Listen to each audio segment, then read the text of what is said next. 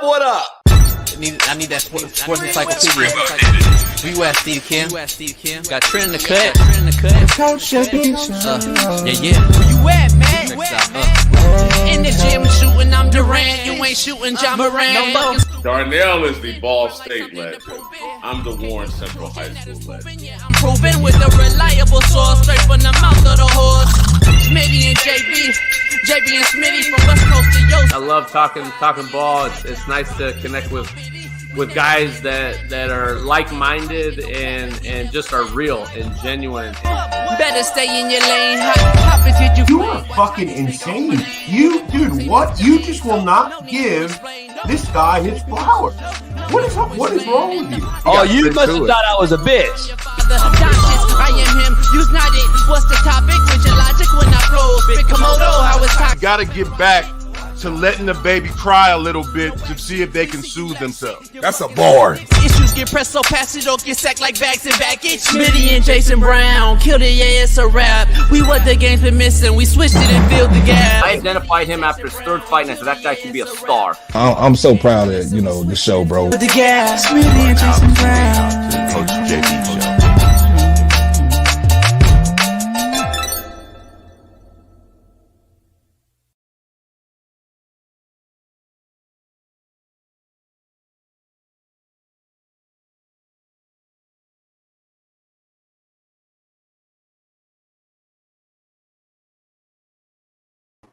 What up?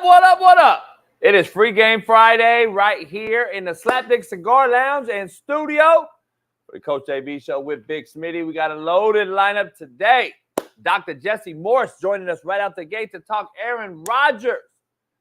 Whether it's COVID toe or blisters or Achilles, we're going to dive into Aaron right out the gate with Dr. Jesse Morse.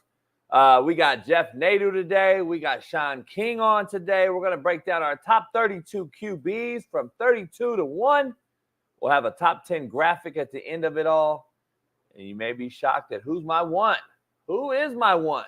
We know who the NFC's one was. We know who the AFC's one was. But who will be the overall number one this year in the NFL as far as quarterbacks? We're going to dive into that with Shaun King in the show with Jeff Naudo.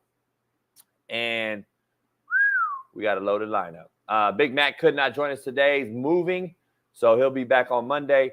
We had a little Colorado news, but we'll wait for Big Matt on Monday for that. But make sure you pound that like, subscribe, become a member. It is Free Game Friday, and we are fearless and fired up on this Friday. So make sure you pound that like. Go on over to winnable.com/slap-picks and head on over to Slap Nation on our Discord app and download the Slap Nation Discord to join us. Plus, all things Betonline and Prize Picks. Proud sponsors of the Coach JB Show with Big Smitty. Let's dive into this. Xavier Worthy. You see him on the thumbnail. And I made a video go viral yesterday about talking a little shit because Xavier Worthy flossed about $101 bills in a video with the girl twerking. And he threw money at her. I posted it yesterday in a short video, and the people in defense of this kid gives me secondhand embarrassment. We are professionals, people, not middle school idiots who don't know better. This is a kid who is tossing around money just like a lot of these cats do when they retire from the league. Toss the money away, which is a shame, but it's so truthful. 78% of pro athletes go broke 3 years after they retire or get put out of the league. Some go broke much faster, and yet we defend these acts. How about you look at it like I'm actually looking at it? Like I'm still coaching these kids and want what's best for them. But no, y'all call me a hater. Knowing fucking well that I have helped more kids than all you fucks combined.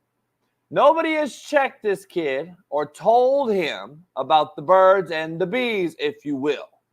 This kid is headed down a slippery slope already, acting as if he has the big bag before he's even earned one NFL dollar. One. He has 0 catches in the NFL. He's got 0 routes ran. He's got 0 touchdowns. He has 0 drop balls. He has 0 end rounds. He has 0 Super Bowl rings, playoff victories, or NFL victories. But, Coach, let the kid have fun. Fuck fun. He had fun when he left Michigan after 3 days on campus, then transferred to Texas. He had fun in middle school and high school, youth football. He had fun on draft day with a draft day party. Fun time's over, dog. It's grown man times. Time for business to be handled. Time to make real money, not $101 bills on TikTok. Wake the fuck up, people. Stop defending dumb shit and start helping these dumb fucks. Maybe, food for thought, because we're going to talk about it the rest of the show. Maybe the NIL has ruined the NFL. Something to think about as we begin the realest show on planet Earth. Xavier Worthy goes viral on TikTok, just as I mentioned. The Mavs blast T-Wolves in Game 5. I can't wait to dive into this with Smitty.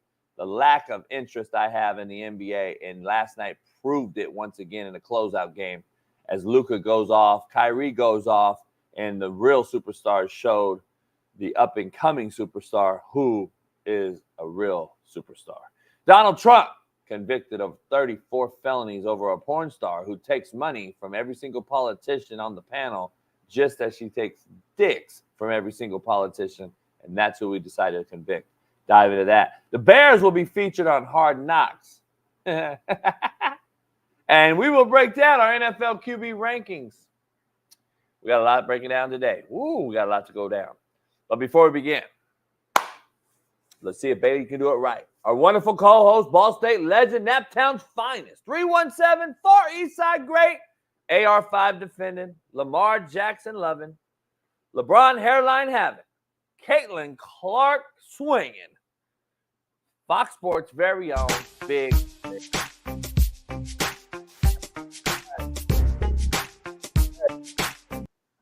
Hey, yeah. I think he got it right, JB. I think Bailey got it right. What you think? Still too early. A little off? A little early, yeah. Okay. You're getting better, though, Bailey. It's all about reps. Not impressed. What's going on, chat? Pac-Man, Lucy Lou, Shaun Kemp, Mr. Terrible. We here, we live, and we got a loaded show, JB. Hey, we love the show. I'm glad I got the intro done, but we can't take up this man's time. He's busy. He's doing a lot of things, doing, a lot of PRP. He's checking my blood, making sure I got the best blood in the world. He texts you. You got high cholesterol. He knows you got high cholesterol and a lot of bad sugars. We're going to dive into our main man. We haven't spoke to it in a while. Our main man, Dr. Jesse Morse. Clap it up for that. Doc, what up, Doc? What up, Doc? What's going on? Hey, best blood in the world. Down 11 pounds right now. Down 11 pounds. Worst blood in the world. Worst blood in the world. Right there. That'll be me. It's crazy. You can tell, too. You can tell. You know what I mean? Hey, Doc, right out the gate, you did a video, and then you kind of scared everybody in the world yesterday, 2 days ago. And then Pat McAfee came out and was like, hey, it's COVID toe, messing around with the whole COVID toe thing that Aaron said on his show before. What do you think this is after knowing more in the last couple of days by seeing Aaron's foot? I was told it was blisters. I was told that, and I know how it is to play quarterback in summer or in the beginning of summer. You get bad blisters on bad socks, new cleats, a lot of movement for quarterbacks. I heard it was that, but you brought up some interesting perspectives as to what to think about after he is recovering from a very, very interesting procedure. So initially when I wrote that tweet, I realized that I thought he was addressing his right ankle or his left ankle, and then I realized it was actually his right ankle. So then I kind of got rid of it because you could see both his cleats are off, and he has his one. And then now here you can't see what the hell's going on, right? You assume it's still the right one, but we don't know. I agree with you. It's probably just blisters or whatever. The odds of him re-injuring or tweaking the surgically repaired scar this far out is insane. They wouldn't even let him play if it was that unstable. So really? I'm not overly worried about that. He's not going to have the same level of explosiveness. Didn't really have a whole lot to begin with, at least at this stage in his career. Remember, he's 40, so a little bit more challenging to kind of move. But if you compare this to, say, Cousins, I do not expect Cousins to look spry either. The difference between the two is that Cousins was a power leg, the rear leg, whereas Rodgers was just the front leg. So, you know, in terms of throwing, I don't think it's going to really affect him at all. Whereas I think as the offseason starts to come to a close, I'd be curious to see how Cousins is impacted. Does he have to put more oomph onto the ball from a shoulder or upper body perspective because he can't push off with that rear leg? Remember how poorly Joe Burrow did early last year when he had that calf strain. He couldn't put anything into the ball, and that's just a calf. The issue with the Achilles reconstruction is you never get that calf back ever. You can't. If anybody's ever had an Achilles reconstruction, you can see it from a mile away because one calf is always bigger than the other. Knees, you usually get back after an ACL. You can eventually get them kind of equal. But unfortunately, the calves are not the same. So it'll be interesting to see if Cousins is impacted or any of them really impacted. But I think both of them will be relatively mobile, enough to be mobile. And this injury isn't as bad per se as, say, a running back. We've seen Cam Akers. We've seen James Robinson. We've seen Donta Foreman. All of these guys looked dust, you know, a year or two after. I think that's probably going to be, unfortunately, applicable to J.K. Dobbins as well. But the other thing that is fascinating is the last time we had an Achilles tear in a quarterback that I'm aware of was Vinny Testaverde. Yeah. I remember that. Yeah. And before that, it was Dan Marino. That's the only two historical references that I mean, you know, if I'm only going back 30 years or whatever, but still, like, it's just an uncommon injury. Why did they both happen to two older white guys in 2023? I don't know. It's crazy. Hey, Doc, is it the fake watermelon or the fake chicken? Or is it the Taco Bell and weed? You know, I mean, well, we know Rodgers didn't have one thing that we could quote unquote rule out. But and that's a separate discussion. And there's more crazy stuff coming out about that. Oh, that's a separate topic for a separate day. But I mean, it's a lot of things. I mean, how many back in the 70s, 80s, and 90s, or at least we'll say the 80s and 90s, how many quarterbacks were playing at 40? Nobody. Yeah, I mean, that's a good point. I mean, even in the 30s, they were like quote unquote old, right? Yeah, you know, were trying to get them out. Yeah. I mean, and Marino played, I think, 4 or 5 more years. Yeah. So it's just kind of a, you know, it's relatively common in men in their 50s, normal men. But no, I mean, no one's playing in their 50s, so that's kind of a moot point. So that's what, you know, in terms of quarterback, what they're doing, you know, the D ends, D lines, the running backs, different story. They're doing a lot more explosive work. That running, you know, that quarterback should not be doing a whole lot of explosive movements. But even with that, Doc, not to cut you off, it feels like to me, and I don't have the numbers in front of me, so I could be completely off. But it just feels like in the last 2 years, 2 seasons, we've seen like an increase in Achilles and calf type injuries. I don't understand what has changed. I mean, it's because our players just that much more explosive today than they used to be. I can't believe that. So what's the issue? I mean, I'm not a draft expert guy in terms of numbers for combine and stuff, but I bet you if you compare the ones now to the ones 5-10 years ago, they're probably not a whole lot different. Right. If you're like, hey, we're beating in the times by 30%, 50%. Okay, maybe I could just say, you know, I'd be curious if Tim Riley, who's a high level, I think he trains like Jamar Chase and a lot of guys in Texas. I'd be curious on his perspective because he sees a lot of these high level guys, and I'd be curious to see if he has a reason for the pathophys. I personally think it's a lot of the issues with the food and issues with the chronic inflammation, your seed oils, all these heavy metals, pesticides, all this stuff is causing this chronic inflammation in the body.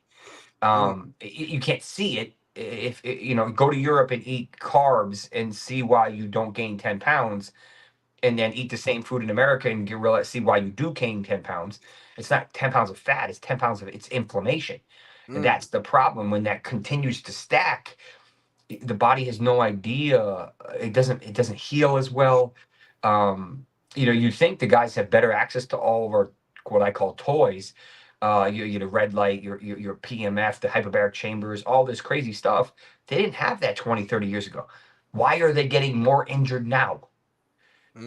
So something's not adding up, and that's the unfortunate kind of part about it. Doc, I talk about the weed and I talk about jokingly, but I really am serious about, like, I've done a lot of research along with my mother, who's a doctor, on this bone marrow density issue with the marijuana, lack of hydration, along with the smoke and the weed. Let me ask you this. I got another theory as well.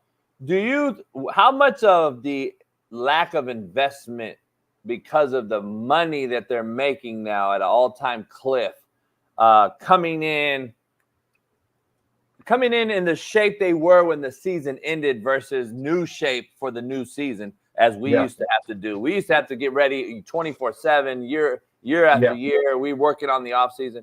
You see these kids' body types; they're clearly not the same. I just talked to 2 of my former players who are in the NFL today, and they're like, "Coach, you're right about that, man. A lot of our guys, just crazy how they look, almost like they're dependent on just being long, athletic, but they're really not whether in the best running shape, whether they're lifting the same." Whether it's maintaining, which we used to do, Smitty and I, when you played, it was maintenance work during the season. Before it's bulking up or it's leaning up, whatever the strength conditioning coach. I think there's something to the investment because we get astronomical amounts of money for young kids. I think they want to go to Bali and chill with their homies instead of really focus on being ready. Yeah, I just think there's a real truth to because if you're not really ready, and then you go out and try to go full speed against another professional, and your body that hamstring may just that calf or whatever. Is there any truth to any of that? I think there's a lot of truth to that. I think think about, for regular people, $1 million is a lot of money. Still, it doesn't sound like it, but it is. I mean, look at what Jalen Waddle signed yesterday as what I call a high-end or high-level wide receiver too. $28 million a year. Mm-hmm. Like that may not be generational wealth like they talk about, but for 99% of people, that's 1 year is, unless you're an idiot, you'd be all right. Good. So it's like, do they, is like, well, I'm rich. I don't really have to worry about that anymore. They just got 75, 76 million guaranteed. Like, assuming there's no red tape, like, he doesn't really have to try. Whether or not he wants to is up to him or anyone, just using him as an example. I look at Kawhi Leonard, Doc. I use Kawhi more than most because since he's got the big $200 million deal, he hasn't played in the fucking playoffs. He hasn't done anything. I mean, to be honest, I'm just using him as an example. That knee's never been the same, and he's been dealing with that since his college days, or I'll call college days, but way back when. And if you look, the data's there. I tweeted about it. There was something back in like 2017 or it was way back. Yeah. And unfortunately, we see that there's still the select few that are grinding harder, that are willing to push it harder. I don't know if we know who they are in the young crew. You had your LeBrons and your Bradys, but who is that new one that's hungry, that does all this crazy stuff over the top? I think there's actually more of those than what we give credit to. I think it's the popular thing to say that these young guys just don't nobody work hard. It's hard for me to lean all the way in on that. I think there's a ton of just middle of the pack NFL, NBA guys who we don't think about every day because they're not big names, who are busting their ass to stay in the league. And we just talk about the popular guys that are just the names that stand out, but the majority of the league are not stars. Majority of the league are average, like just trying to fucking make it type guys, So that's my opinion. We don't have a number to know how hard someone's working, of course. So it's all just opinion based, but I think guys are still busting their ass because it's still the elite of the elite. You can't just be there just lollygagging, playing around. Hey, Doc, go ahead. Go ahead, Doc. No, so I think you're right there. I think a lot of people, they just kind of want to do their work and they just kind of want to go with it. They don't really want to announce to the world that they're doing what they're supposed to do. Right. It's like, hey, aren't you supposed to do that? That's like part, but I don't know. Yeah, I think it'd be interesting. You see guys that I happen to know a lot of what I call trainers, but usually high level physical therapists. Many of them train down here in South Florida, and a lot of them use video and audio. That's just kind of the new normal thing. So you see CD Lamb working with my buddy Reef, putting in work. There's about 20 guys that are there on any given day. And they're all doing their own thing, and then some of them have a massage after, or they go work with their route running guy, or whatever the position is. So a lot of them putting in 3-4 hours a day. You wouldn't know it. You don't even know where they are. Right. But which is good, which is how it should be. I heard rumblings, and you guys can probably talk about this. That I think, in addition to adding another game, which is a separate discussion, but I think what they're going to do is they're going to get rid of these OTAs, and they're going to extend the July, basically. I think they're going to probably make it mid-June or late June. Got you. And now, and I think that because a lot of what I saw this year is, South Florida got really expensive where a lot of the guys trained down here. So a lot of the guys didn't want to come down here. So a lot of them didn't really want to get injected. The other thing I noticed is that a lot of guys are training with these high level therapists and trainers and their own guys. And a lot of them don't really want to go and quote unquote waste time with the teams right now, because it don't really mean anything. And that's why some of them didn't go. Some of it's contract stuff and whatnot. But I think because it's kind of a disruption. Because now they have to, they can't have any procedures or anything done now, because they won't be able to participate. They have a mandatory camp coming up, so they can't do it then, because then they're supposed to be ready. So then they have another window of about 4 to 6 weeks, and that's it. That's all that's the only time they have until next February. Right. So it kind of breaks up the off season. And it makes it tough for some of these guys to do certain things if they need to heal up, because you got to give yourself 6 to 10 weeks, depending on what you're doing and what you're trying to fix. And it's tough, So I think the OTAs are kind of in the middle of the off season, and it's counterproductive. I think they should ramp up guys slower in July. That will prevent a lot of the preseason injuries that we always see.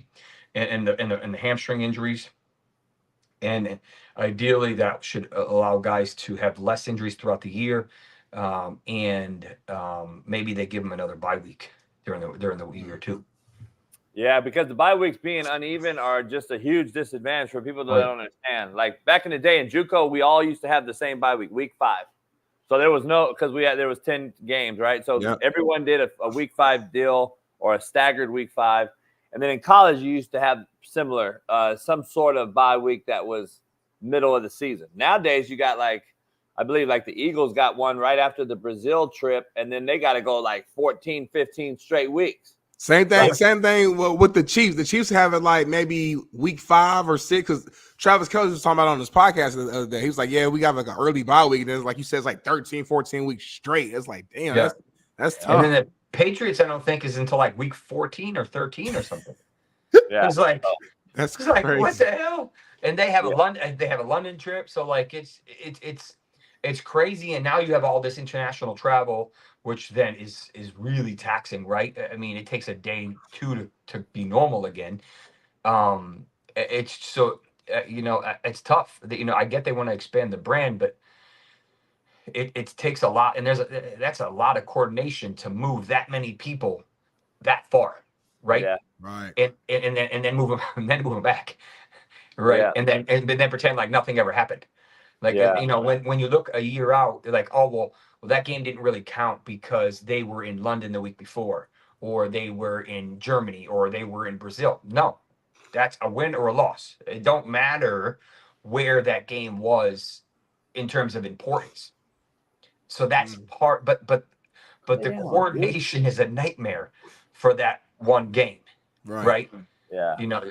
Think about you having to take a 12, 15-hour flight twice. Oh yeah, I couldn't do it. There's no way. Before you get out of here, Doc, major injuries that are recovering from last year that are going into OTAs right now that are either not playing yet because of it, or you expect to be back on track. My kid Tank Dell, not including the excluding the off the field issue that happened this spring. Yeah. Is his injury fully gone? He's good because I know he's running around. Yeah, I'm not worried about him. So two guys I have some concerns about. One is TJ Hawkinson because it was ACL because he didn't have his reconstruction until like late January, maybe even February. Right. So if he doesn't start on the pup, I'll be impressed. And then Nick Chubb because of his crazy knee injury. I was going to ask you about that. Like, is he? I mean, I don't want to put negative energy out there, but like, what's the likelihood of him even playing anymore? Oh, he'll play. I think he'll be ready for week 1. But I don't think we'll ever see the same player. It may be like 90% or something, but this is a hard injury at this stage in his career. Yeah. You know, and you know, there's other guys that had some injuries, but those are the two that are sticking in my head saying those, you know, I have a little pause for those guys. J.K. Dobbins because of his injury history. But again, where you're drafting him or where you know, if you're a fantasy guy, where you're getting him, the risk is so low that it's kind of negligible. What about what's the Burrow Ravens running back? Is it Keaton Mitchell? Who yeah, had that? He's gonna miss a bunch of time, a lot of time. Probably if he shows up before week 8, I'll be impressed. Really? Oh man, yeah. okay. Yeah. I think he's almost a guaranteed pup. If he's not, he moves mountains to get there. I have concerns about Burrow, only because of the lack of the unknown.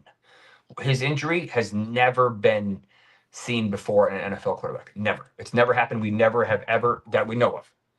So it's called a scapholunate. It's kind of like your thumb, like right here, and you know, it could be fine, or he could land on it and tweak it again. You know, so that's part of the unknown. We don't. No one knows. We can assume, but we don't know. Hey, so Kirk Cousins, you expect him to be week 1 ready to go? Yeah, but all the quarterbacks will be ready to go, including Daniel Jones. The Hawkinson and a couple of the running backs are a different story.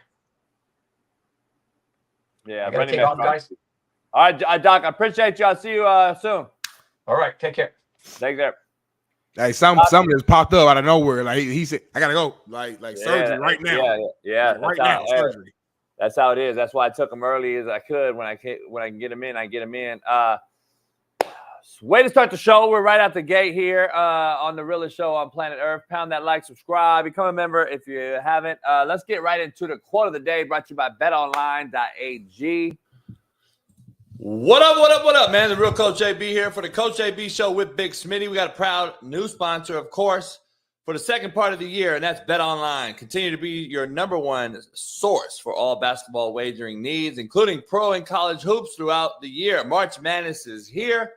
Join us every Monday and Friday with Jeff Naudo as we will pick them and up-to-minute odds, stats, and trends. You can follow your favorite team's path to the playoffs with in-game live betting, contests, and all the best player props. Experience the world's best wagering platform anytime from your desktop to your mobile device. Head on over to BetOnline today. Become part of the team and remember to use promo code BELIEVE, BLEAV, for 50% off plus welcome bonus on your first deposit. BetOnline, where the game starts. Peace. Let's get to quote of the day right out the gate. This is for the coaches out there. If you get into coaching to solve problems, you will make money. If you get into coaching to make money, you will have problems. What are your intentions, Coach? What you doing it for, Coach? That's the problem, man. We got too many of these fucks out here that actually will defend Xavier Worthys of the world instead of teach the Xavier Worthys of the world. That's the problem we have right now. We got a bunch of dick-riding coaches in the profession just to say they're a coach. So they can tell a fucking hoe that they coach. So they think they can get some pussy. No, you're in it for the wrong reason. There's nothing worse than a part-time part-timer. It's real. Nothing worse than a part-time part-timer. So if you get into this coaching business, and that coaching could be part of life, like coaching life. if you get into it to solve problems, you'll probably make money. Look at real deal psychologists, sports psychologists, look at social workers, Lucy of the world in the chat, who really do it to solve problems. To give back, to really help and heal. They'll actually make money. They'll actually do it because people will buy you on the side. People get you on the side. It's bigger than coaching, though. Everybody does shit for clout today. Everybody. They do it for clicks, likes. They do it for how can this make me look. Yes. They don't care about how it's helping somebody else. It's just me in every industry right now, JB. Yep. Contrary to belief, brought to you by Prize Picks. Real simple one. Be real with me, and I'll be real with you. Contrary to belief. Once you're fake to me, once you're fake with me, and you fucking lie, I'm out. Bye. Poll question. I started the show off with a little kind of a semi-rant about this whole Xavier Worthy situation. And I actually dove into it. I got some information on it, a little more information on it. He was in Michigan for, I believe, a hot minute, 3 days, as a player, left there for some controversial reasons that I know that I won't say. And I shared with you, but it's interesting that we defend this type of kid. Listen, this is JUCO. This is what JUCO kids do under my watch. And then I go get them and motherfuck them and straighten them out and get them to the next level. Right. And that's like what my job was.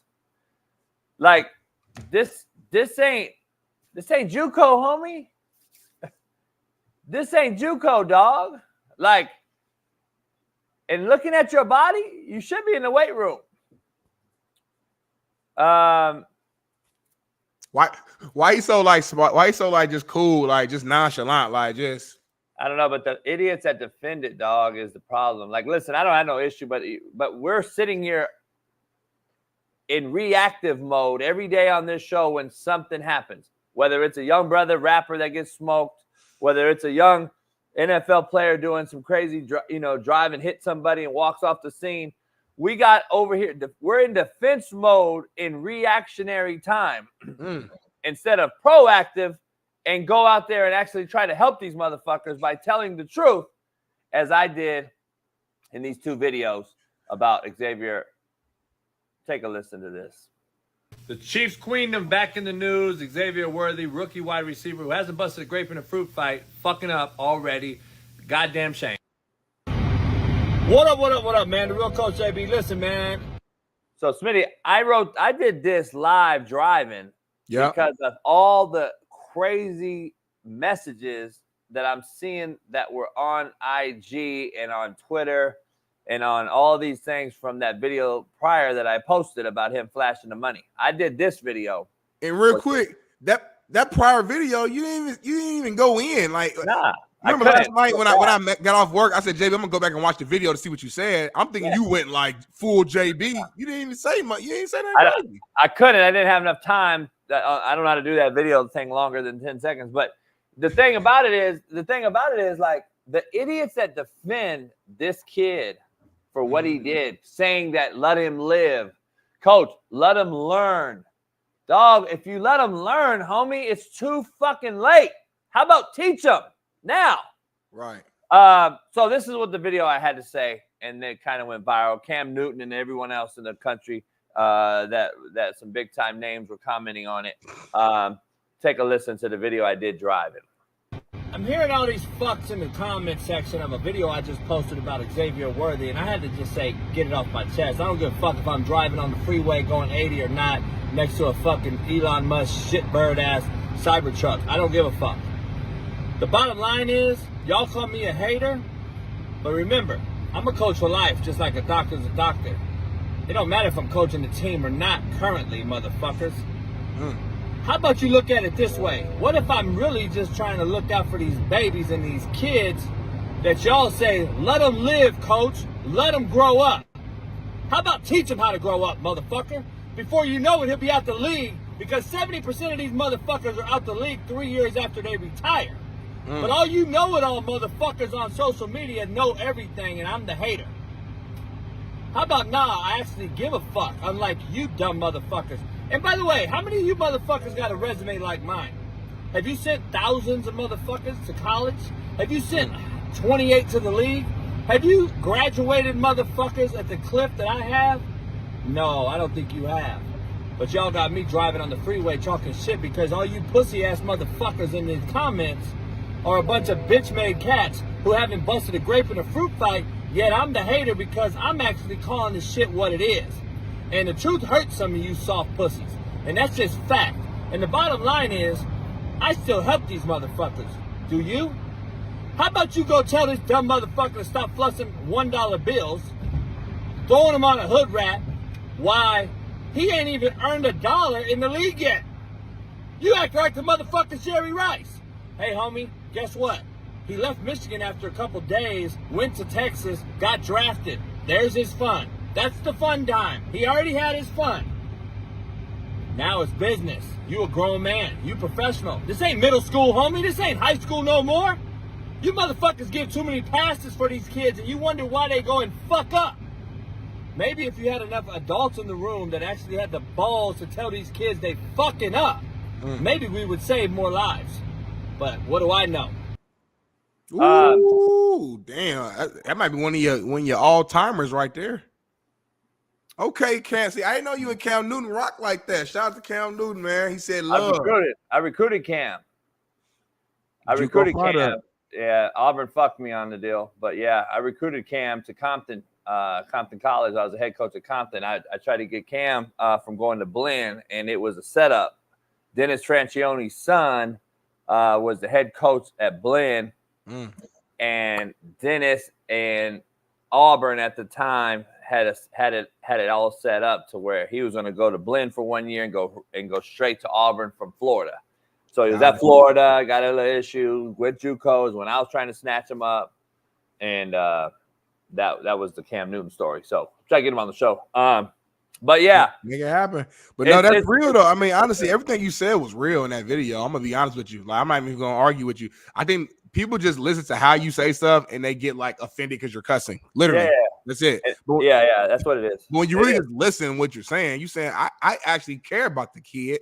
I want him to start off on the right foot, and you showing your money off, throwing your money around when you haven't even damn near had a practice snap isn't smart. It isn't a good thing. So if he's doing that now, right, and no one checks him or teaches him, like you said, what's gonna happen if and when he does get like an actual bag? Because he ain't even really been paid for real yet. He's on a little rookie little check or whatever. What happens when he gets that first like real deal money and no one has ever corrected these actions? I just don't get it when they think I'm a hater, but it's like cats like Freddie Mac who doesn't do shit for nobody and just comments on my show every day. It's like those are the guys that call me the hater, but then the real ones actually know that I'm actually the one speaking up, trying to actually have an interest in this kid. And I don't want to see the motherfucker crash and burn like Freddie Mac. See, Freddie Mac's a reactionary motherfucker. He'll come after the fact and talk about T's and P's, young brother, young black king. Nah, but you won't do shit proactively, motherfucker, but talk in the chat and here. See, that's the problem with you motherfuckers. That's the real shit. You motherfuckers all do reaction videos and shit. Motherfuckers, I don't see you do no proactive shit, but then if I do proactive shit, I'm the hater. It's fucking crazy to me. That shit wild. Yeah, you know me too, Freddie Mac. Fucking bitch boy. It's fucking funny. Let's dive into this rest of this show. I got a lot going on in here with this Xavier Worthy thing, and we're going to dive into it. But I got a poll question that's real interesting for you. The poll question is that no one wants to really discuss to my Xavier Worthy post is it safe to say that the NIL has ruined the NFL? Because I don't believe Xavier Worthy acts that way. If NIL wasn't what it is and the current landscape of how NIL operates with these young kids who are coming out of high school, 17, 18, 19, getting this money, I don't believe that they would be doing some of the shit they do because it's a whole bad influence. A bunch of bad apples are around this NIL money too. Don't get it twisted. This is what like you see. It's the street agent pushing the NIL deal to the kid. who knows nothing about coaching football or playing football. So it's the NIL street agent first. Then it's the NIL parents involved that's trying to get with the collective. And then you got all these other issues. And then I think it turns into an extension of what NIL is. They think this is the NIL bag flex. And you're getting into the NFL, dog. This is a whole nother ball game. This is your life now. This is your job now. This is like what you were trying to attain your entire life when you were a little kid in youth football. This is what you wanted to do because you said you love football. I think the NIL has ruined the NFL player, and this is what you get. I think, and this is what you're getting. You make some good points. You have a good take, but I definitely disagree.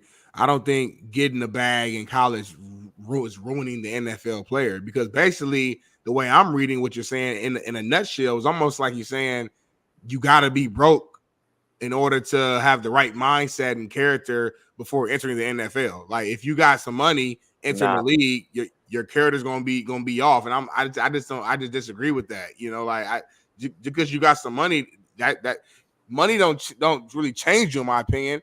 It just shows who you are. That's not what I'm saying at all, though. That's not what I'm saying at all. If you got money already and you go get you a Charger and a Lambo and any of that other shit in college, what are you really looking to or aspire to doing at the pro level?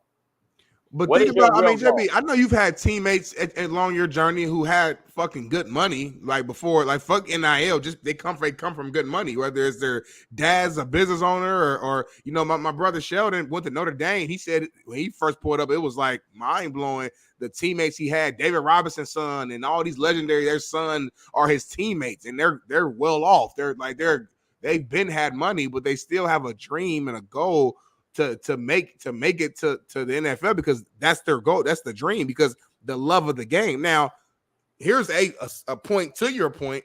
I don't think as many guys today have that true love for the game like you and I did. As many. I'm not saying nobody loves the game. I'm saying I think the numbers have decreased. So if your why is strictly and simply just money, then I'm with you. If all you care about is money and you just play football purely for money, then you're absolutely right, JB. Once they get the bag in college, it's like, well, shit, I got it now. This was the goal. I'm good. But if you actually love the game and money is just the secondary thing that comes with it, then whether I make $1 million in college or I make $100 in college, the goal is still the goal, and I still want to be great. And that again, that's how I'm wired, and I would hope to believe that there's still a decent amount of kids and cats out here who are wired that way. I mean, you got legendary Hall of Famers sons like a Marvin Harrison Jr., who I'm sure grew up pretty damn good and well off, and that's just one example. But at the end of the day, he's like, no, I still want to be great because of me. Because I want to do that. So I hope and pray that there's guys who love the game still. There's no way to have a conversation with everybody and see how they're feeling it. But if your why is money, I think you're spot on. But it is. That's why it is money. That is the why. So if I'm chasing money in college, that is the number one goal right now for all these kids. Just think about this. It ain't coaching. It ain't playing football. It's getting a bag and then transferring to get another bag and then transferring to get another bag. If I'm doing that in college right now, the way that it's currently set up, because of the transfer portal allowing it, then really what am I going to get to the NFL and do? If it's solely on what I'm trying to do in college and chase money in hold college, out, sit out, not play. Now I'm demanding a trade. I really don't invest in my body. I'm really trying to be one of the Joneses and getting this bag like my homies got at LSU or Alabama. So I got to chase that cat because I was better than him in high school, but I had a knee injury and now I'm not as good. But I'm trying to get this NIL money to say, it just seems to be like it's not organic. And I think we're chasing this thing in college as kids instead of the game to become great. We got guys getting drafted who retire before they put on their pads in the NFL to be TikTokers. Like this is what we have right now. And I don't believe the NIL is helping that situation whatsoever. But that's just me. But what's the solution though? Just not getting paid now? Like that's not I've always been for the pay, but I've never been for the pay for this. I've never been for the pay like this. This way, the way they're paying it, the way they set it up. I said it 3 years ago. When this thing ends up being, it's good. I've been on many shows, McAfee included, and everybody said it's the wrong way to pay guys. You can go back and look at them. I said this 3 and 4 years ago. This ain't the way to pay dudes. You got to pay dudes based on their worth, meaning their scholarship. Meaning their stars coming out of high school. If this is a 5-star kid and you want to bank and pay him 5-star money, then do it like the Division II model. Pay them off their name, image, and likeness then. Let this cat go sell his jerseys. If a car dealer wants to give him a car deal out of his name, image, and likeness, so be it. This ain't name, image, and likeness no more. Coach K at Duke saw it years ago, and that's why he got out. Nick Saban tried to deal with it. I think Nick was trying to become like some sort of commissioner involved in this thing, having a say in it and try to squash it, similar to like a Donald Trump in the country there. He was trying to get a hold of it and squash the whatever you want to call it, the deep state or whatever. I think Nick Saban was trying to squash the deep state in college football. He couldn't do it. He said, nah, it's too much. I got to get out of here. This is the same thing that's happening. I think Coach K was the first one that saw it, and he was like, nah, it's spiraling out of control. He saw it 3-4 years ago because he knew it wouldn't be able to be sustainable. You can't do it. You got to be able to name, image, and likeness was the true reason behind it. That's what everyone said, and I saw it. And I'm like, no, it's not, because the third string D tackle is not getting his jersey sold in the bookstore. Right. He's not getting no money. He's going to be looking at these dudes like, why did I get $200? Like, and the bottom line is the average NIL dollar is still $300 across America. It's still only $300. Yeah. It's not $3 million. Like, the motherfuckers really think everyone out here is making like crazy money. If that was the case, then you wouldn't even, motherfuckers, why you wouldn't even be going in the draft? You wouldn't even have a draft no more. Motherfuckers are making $3 million. Like, 90% of these college players are still making $250, $300. So, like, they're not making this big bag that everyone thinks they're making, like Shedeur Sanders, Caleb Williams. There's only a few of guys that are actually getting generational wealth in college. Everybody else is chasing that bag, which is why I believe it's even worse. Because all these cats now are just chasing the Shedeur Sanders money, the Caleb Williams big bag money, and you're chasing this without really getting good at your craft, really getting better at football because I want to be an NFL player. No, I want to keep up with the Joneses in college and get an NIL bag. I just think it's a total different. I think it's the wrong reason to do it. And I think we're doing it in the wrong way. So, good point. I don't know. What do you do, man? What do you do? Bailey, go ahead. Bailey, go ahead. Bailey, show it. Show that video, Bailey. I know Bailey's in the background working. He got a video about transfer portal being a. Or are you doing this one? Yeah, show it. Fucking show it. Whatever you got, just show it, and we'll react off you, Bailey. Back here. Player that gets $5 million to transfer to another school, and he's 18 years old. Mm-hmm. Come on. Yeah. You are creating, a situation that's almost going to be impossible for that kid. And the reason I say this is because it's the precursor to controlling the NFL. It's like, that's why the NFL is no longer a sports company. They're an entertainment company. They can create. An entertainment company is no different than WWE. Mm-hmm. And there's articles out that even say that. Precursor to controlling the NFL. Interesting point. And then you got Colorado kids. We saw 30 of them come in and introduce themselves. And then you got kids like this that say whatever he said. I can't understand. Transfer from TCU, wide receiver, and that shit get like them. Play one more time. Play one more time, baby. Can you translate for the white folks that don't? Let me like I transfer from TCU, wide receiver, and that shit get like them. I thought I heard what I heard. He said, "I am a transfer from TCU, wide receiver, Texas Christian University." Correct, wide receiver. And he said, and I quote, "And shit gets like that with me." And shit, what the hell? Siri talking to me. And shit gets like that with me. That means like it get real, like it gets serious. Like on the field, it get like that. Like be ready for me when I'm on that field. Did he play at TCU last year? I believe so. That lost to a shitty Colorado team? I believe so. So did shit get like that with him? It takes 11 players on that field, JB. It takes 11 players on that field, JB. Come on now, don't do that. You know good and damn well you didn't have games where you balled out. You did your thing. 3 touchdowns, 25 for 32, efficient, no picks, and y'all took an L because your defense played shitty. It still got like that with you, personally. With the team just didn't, you know what I mean, come together. Now, listen, y'all, we all been in well, not everybody. For those in the chat who have played football, especially at the college or pro level, you know you in there with so many different cultures and personalities and accents, and people come from different like places. That's why I was able to learn how to understand all different lingo. I remember when my homeboy Ty, shout out to Ty, he's coaching in college football. When I first heard his voice my freshman year, I remember at Ball State, you know, we were all in the same dorm, and I heard it. He's from Tampa, Florida, and he's so country. But when I first heard him, I literally could not fully understand what he was saying until I just hung around him more and got around. I got teammates from Atlanta, you know, very similar. I'm like, so you just kind of like learn just the lingo and all that, and you just understand what they're saying. Like it's just different accents, different sounds, but you know, you get used to that when you're in the locker room, you know what I mean? So everyone don't come out and speak like this very fluently and you know, got a A+ in their English 213 class and like, nah, everybody got a different background. Yeah. It should get like that with me though. I thought that shit. I don't know. Get on that.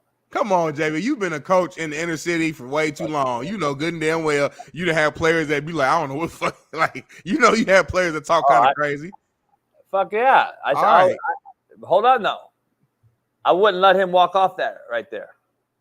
You could add, I'll get Derek Abrams on this motherfucker. That motherfucker right there sounds like fluent English compared to Derek Abrams, homeboy.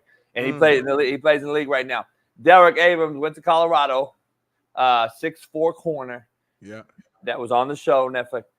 That motherfucker's 10 miles from a country road in Louisiana. And I'm telling you right now, it's way worse than that. And guess what? When he got on that stage, I thought that motherfucker, no. What'd you say? Enunciate, motherfucker. Slow down. Coach it or allow it, homie. And by the way, 30 of the motherfuckers we watched yesterday walk on that motherfucker, you know, wobble bodies. All those 30 motherfuckers that walked on there yesterday, I would have corrected every one of them. Because if you can't speak in front of some cats that you just walked in front of, but you want to go speak in front of a collective and get money, you want to go speak in front of a fucking the media at the next level, like this is what you got to teach as a coach, dog. It's not just X's and O's, homeboy. Most of them spoke well yesterday. Most of them, majority. I didn't see that at all. I saw a bunch of fucking. Dude walked up and said, "Hey, my name is Alex English. I am a junior. Oh, the white guy. I am a long snapper kicker from Orange County. Perfect. Yeah, white guy, stereotypical. You didn't address the hood cats though. That's the one. We care about the hood. Hold on. My boy said, "Hey, my name is Darius Johnson. I'm from Fort Lauderdale. I'm just here to get on the internet." Smooth. Perfect. Everybody trying is from Fort Lauderdale on that motherfucker. You remember the long dude was walking? I'm still laughing from yesterday's show. That shit was I was like, fuck is this? Man, that shit crazy as hell. I was like, what the fuck is this? I ain't never seen a walk like that. I'm gonna be real with you. That's a crazy walk. It's like he's relearning how to walk. Yeah, that shit crazy as fuck. And by the way, before we move on, though, there's another guy who's been trending in the news. You want to talk about voices and accents? Belly, go ahead and play the video of my guy Xavier again. How old were you when you rode your first one? When I was about 5 years old, and ever since I was a little boy, my uncle, he would bring the horses to my house every day for my birthday, and then we'll go out there to the horse stable on the weekends. You have your own horse? Oh, yeah. What's his name? Dollar Bill. What's that? Dollar Bill. Dollar Bill? Yeah, it's a racking horse. one that stepped pretty. That was my next question. Is it like a quarter horse? Oh, yeah, it's a quarter horse. We got some race horses. Yeah. It's a quarter horse. Oh yeah, it's a racehorse. Hey, Yeah, see, I got me the 5 thing about South Carolina brothers that are country though, strong as hell. motherfuckers are dudes. I'm telling you right now, I've been telling y'all, South Carolina per capita is my favorite recruiting base. Number one. Number two, I believe per capita, they are the best talent in the country. Just throwing it out there. Per capita. Per side.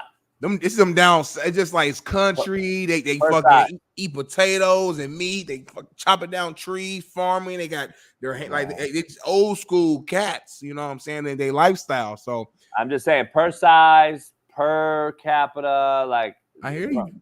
From Silver Bluff on up to like Mullins, up to all these different areas that I used to recruit up and down, all the way to fucking the beach.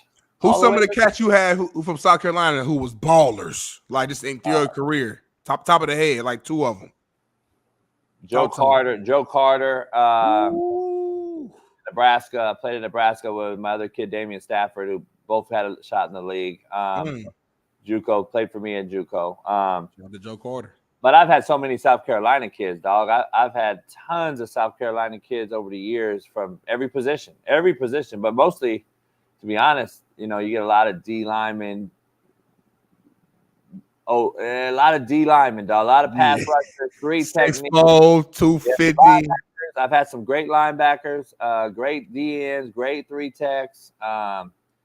And I've had some great freaks of nature athletes. I had a kid I recruited out of there, a quarterback that ended up playing DB at the 4-year level because he was such an athlete. Who was that? That was my cousin. He put it back up. He said Iowa's one of the best per capita as well. Shout out to Keith Smith, bro.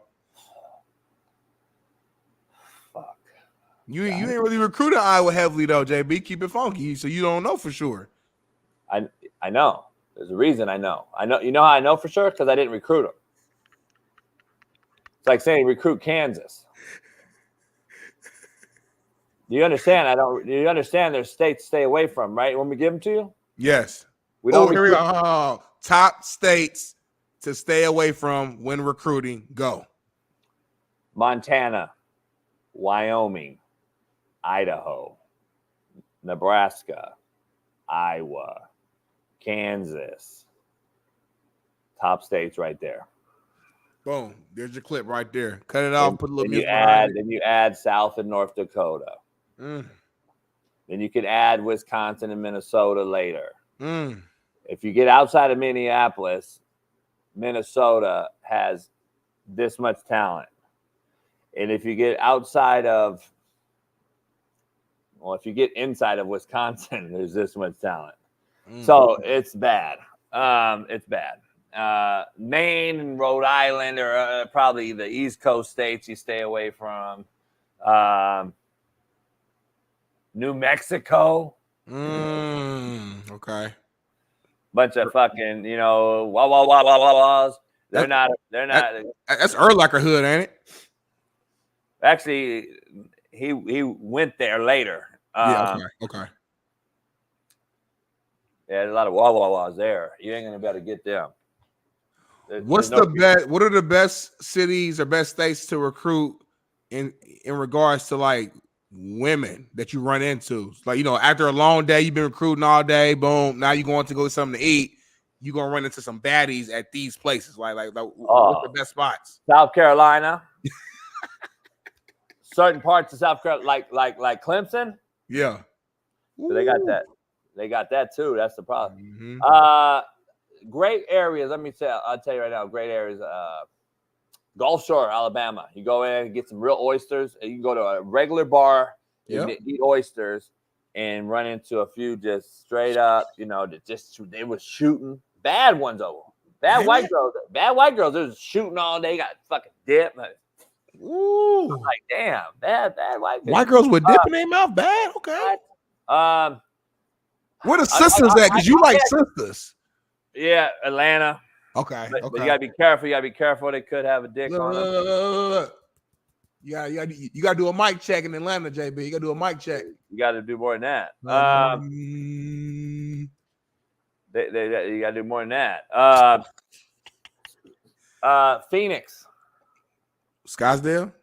Yeah, but Phoenix, and Scottsdale ain't got no brothers playing. True, No high school. True, so you go to Phoenix though, you get some bad white girls. There's everything in Phoenix. Phoenix is very, very diverse. And then Houston, love me. Ooh, I heard about Houston. Yeah, love me some Houston. You got some stories in Houston. I can tell by the way your eyes just shifted when you said Houston. One of my favorites. JB was like Houston. Houston's one of my favorite cities. Period. Let's move there. And then you could go to like a Shreveport or something like that in Louisiana and find you mixture quite some nice ones there. Also,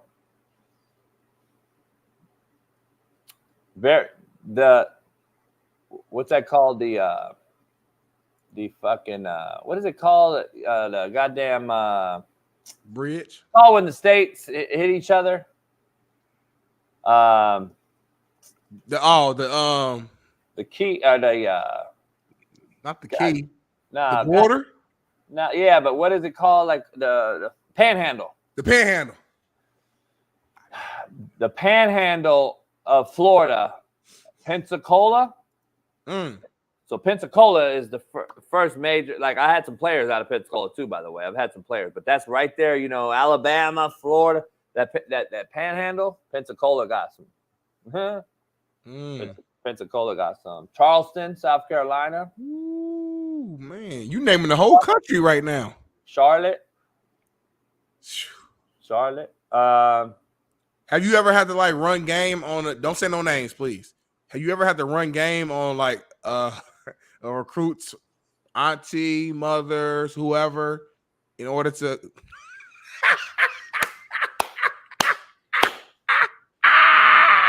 what? I heard a rumor that a coach that I know rubbed somebody's feet at a location. I didn't. I had an assistant. One of my assistants did. That's what I heard. I ain't want to say no. I just said I heard. That was Quentin Moore, my main man, Washington's best tight end, returning this year on a visit. Shout out to him. Shout out to him. I just talked to Q Moore the other day. By the way, babe, let's take a break. By the way, you can't get no pussy. You can't recruit. Ooh, we'll be back at 5.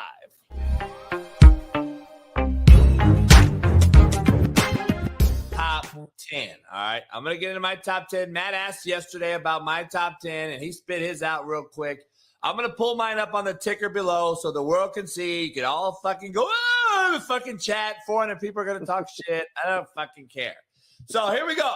I'm going to go Tom Brady. Here we go. Before I pull it up, I know you guys saw everything. I'm going to use this criteria. You've had to at least, to be in my top 5, have won a Super Bowl, been to Super Bowl, and just one of the elite of elite. All right. That is how my criteria kind of is. So here we go. Tom Brady, who's the GOAT as far as wins. I do not believe he's the best as far as skill set, but I do believe he's the best quarterback. All right. We're not going to get into that fucking thing as far as winning and losing. So that's number 1 for me. I got Troy Aikman because I believe Troy Aikman can travel to any era and be as accurate as any quarterback of all time. He is the fucking people do not you're 40 years old, Matt. How do you not believe in fucking Troy Aikman? You know how good he was? Do you realize how good he was? The second best quarterback of all time? Yeah, dog. Do you know how good Troy fucking Aikman? Do you know how good he was? Let's get to it. Elway, I got at 3. I got Montana at 4. Manning at 5. Rodgers at 6. Favre at 7. Both of those are very close skill set wise. Both have a Super Bowl. Been to 2. Marino at 8. At 8. Bradshaw at 9 because he won so much. He's not as talented as anyone else. And Steve Young at 10 because of he was the first lefty to really dominate his position. That's my top 10. I'll just let it keep ticking, dog. I'm going to mute my channel. Go ahead. I don't have a problem with the rest of the top 10, but Troy Aikman even being on the list makes you're shitting me, right? You're telling me Troy Aikman's not a top 10 quarterback. No, here's mine. Brady, Manning, Elway, Montana, Marino, Aaron Rodgers, Drew Brees, Oh, Steve Young, Mahomes, and Jim Kelly. see, this is the problem I have with Troy this. fucking Aikman. Oh, dog. Drew Brees couldn't hold Troy Aikman's fucking left nutsack from behind his asshole. Dude. Yeah, Drew Brees runs circles around Troy Aikman. Huh? Drew Brees runs circles around Troy Aikman, bro. Oh my bro, God. Let me break this down. dog. Danny White could have won those Super Bowls with those. This is how I break. And people in the chat, Jim Kelly over Aikman. Really? Aikman beat Jim Kelly twice for Super Bowls, you dumb fuck. No. Troy Aikman's team beat Jim Kelly. You put Jim Kelly on the Cowboys. They win 6 team titles. beat fucking 7 teams. Troy Aikman is maybe the most overrated quarterback ever. See, I almost think that I can say that about Tom Brady. Oh my fucking God. Oh my God. Oh, How can you say Tom Brady's overrated? Tom Brady played in the worst conference for 20 years of all time in the NFL history. Look, that's true. He played in the worst division ever. I know. I played in it. But he's not overrated. Let me break this down, though. If you compare Troy Aikman and Tom Brady, and we go out here on the park and go fucking throw the football around the park, it ain't even fucking close. Look, no one's saying that Troy Aikman couldn't throw the ball. He was extremely accurate, and he did a great job running the system that he was asked to run. What did he do bad? Nothing. He didn't do anything bad. He did everything right. They won Super Bowls. He was very competitive. He's a first At the time he was in the NFL, he probably had top 2 or 3 NFL arm strength. I mean, he could throw the ball 80 yards. No one's debating all of this, but he is not a top 10 quarterback of all time to this day. I don't care about stats and all this Drew Brees bullshit. He didn't throw the football as much. He fucking had Harper and Irvin and Novacek. They ran 21 personnel play pass. I get it. I'm just saying he's not a top 10 quarterback, in my opinion. Well, I think if you take any of these guys, any of the guys on your list or my list, and put them up behind the Great Wall of Dallas with the NFL's leading rusher of all time, with the fucking playmaker and Jay Novacek and Alvin Harper and all these other motherfuckers, plus Charles Haley and Jeff Coat and Norton and Deion Sanders and all these other motherfuckers. I mean, goddamn, I think that any of these quarterbacks win Super Bowls. Any of them. Holds water to me.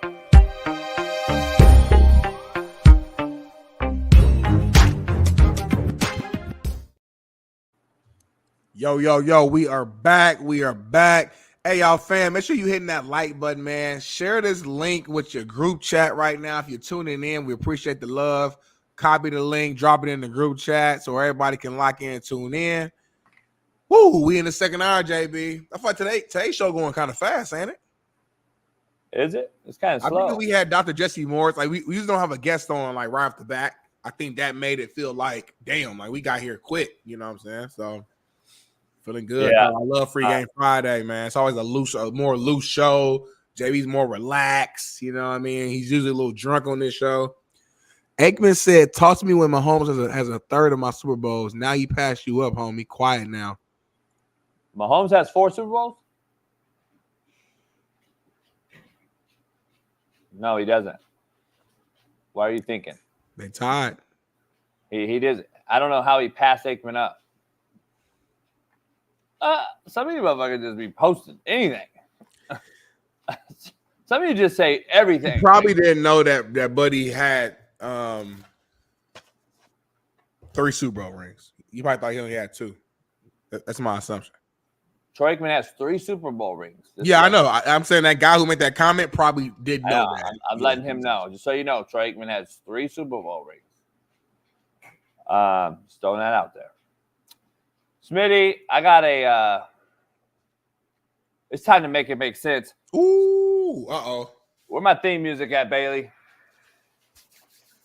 It's Compton in the house. Without a doubt. It's Compton in the house. Without a doubt. It's Compton in the house. Without a doubt. Time to make it make sense. Hunter Biden's laptop is real. It happened. The FBI knows it happened, and yet nothing happened. A black lady in the White House claimed sexual assault versus Hunter Biden. It was confirmed, and yet nothing happened. Nothing happened? Joe Biden was worth $5 million before the presidency. Now he's near $150 million. Child trafficking is at an all-time high.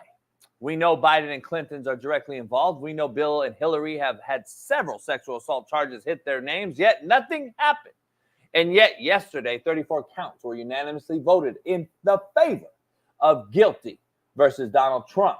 We have a big problem, Houston. Regardless if you're right, left, leaning, middle, don't matter. We have a huge constitutional issue right now by doing this to a former president when we know damn well this was a rigged, bought, paid for, and hushed up from the elite puppet masters running the show. Republicans don't run this shit anymore. Democrats are not the party they used to be, and deep state is who runs the world. And don't be surprised if we are on World War III very soon. They tried to hit us with the bird flu, didn't work.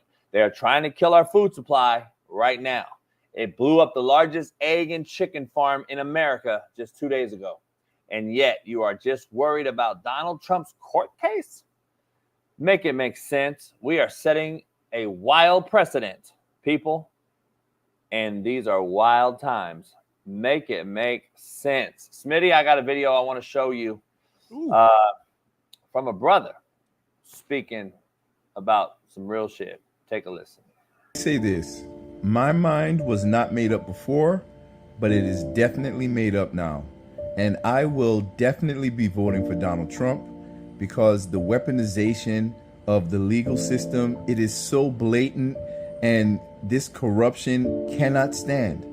Whether I like Donald Trump or not, which I don't, I feel that it is essential that I vote for him because I must stand against the lawfare that was put on display by the Democratic Party, Alvin Bragg, all of these folks. And it's a shame because I'm a New Yorker. I live here in New York. And as a black man who lives in the United States and in New York, I know what it's like to have the legal system used against you, specifically targeting you. So, I mean, bro, at the end of the day, to expect us to just sit back and watch this happen and just ride with it like it's okay, like we're stupid and we don't see what's going on, that's crazy.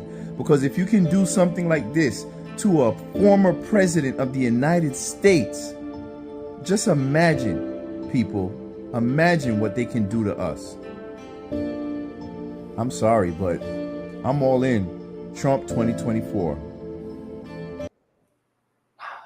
He made some interesting points because I think brothers are now starting to see like, oh, white boy is getting cracked like we've been getting cracked our whole fucking time.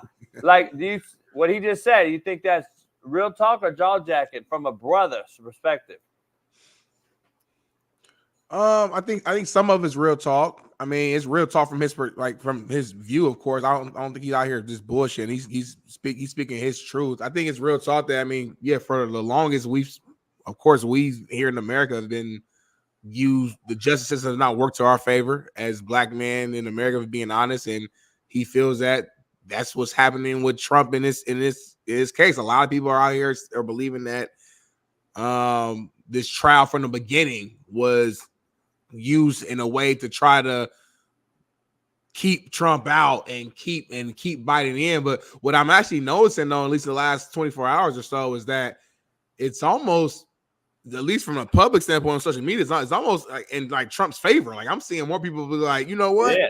Fuck it. Like, I'm not, now I want to vote for him.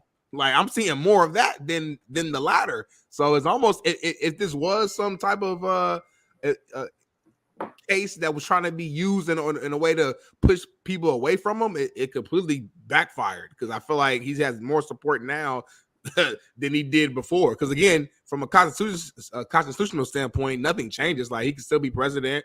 He could be president while he's in prison. Like, nothing really changes from that standpoint. It looks bad, as you know, as a country, to say you have a president, a former president, someone who's running again, to have 34 count, legal counsel, whatever. But at the end of the day, he can still be president. So I don't know, man. Like I told you yesterday, man, in our group chat, I said a lot of this shit is just, a lot of stuff don't make sense to me on both sides. And I don't know who to trust, JB, with this. I don't know who to trust. I don't know what to trust. And it puts you in a bad spot when it comes to like voting and shit like that. Because like I am someone who's a believer that you should vote because we have too many people who have fought for our freedoms to be in this position to vote, and that's your voice. But I just feel like we stuck between a rock and a hard place, if I'm being honest. I think it's all a sham, dog. I talked to my brother yesterday who told me some very interesting things, actually 2 days ago. And then he told me this, and I was like, what? And then I told you guys this in the text the other day. And now today, it's kind of come out. And maybe this is why they did what they did with this whole Trump thing. Take a listen to this. Inside Russia, how do you feel about that? I think that's the right decision. I think, Ukraine needs to get whatever help it can get in defending itself. Jesus Christ. Anyway, put it back up there, baby. Just put it right there. Biden secretly gave Ukraine permission to strike inside Russia with our weapons. If that is not by the way, Putin was in China yesterday. Just throwing that out there. Putin was in China yesterday, and they gave that motherfucker a parade in China. If you don't think this right here means is telling Putin, oh, really? You're going to allow your weapons in our country? That means it's World War III. I don't know if you realize that's an act of war, dog. Like, that's an act of war. I'm just throwing that out there. So I was told this 2 days ago by my brother. I told you guys. And it's definitely put out there. And it's crazy to me. And you know what's crazy, too? 2 weeks ago, Biden had a press conference set for yesterday. The jury's final results for the Trump thing. Yeah. Why would Biden have a press conference for that 2 weeks ago? He knew the result, homie. He knew that the result was happening. I don't know, dog. We're in some fucking slippery slope times. I'll just tell you right now. It's about to get crazy, man. It's about to get crazy. And I don't know what it is, but this motherfucker Biden or whoever's running Biden, because there's no way that motherfucker's running anything.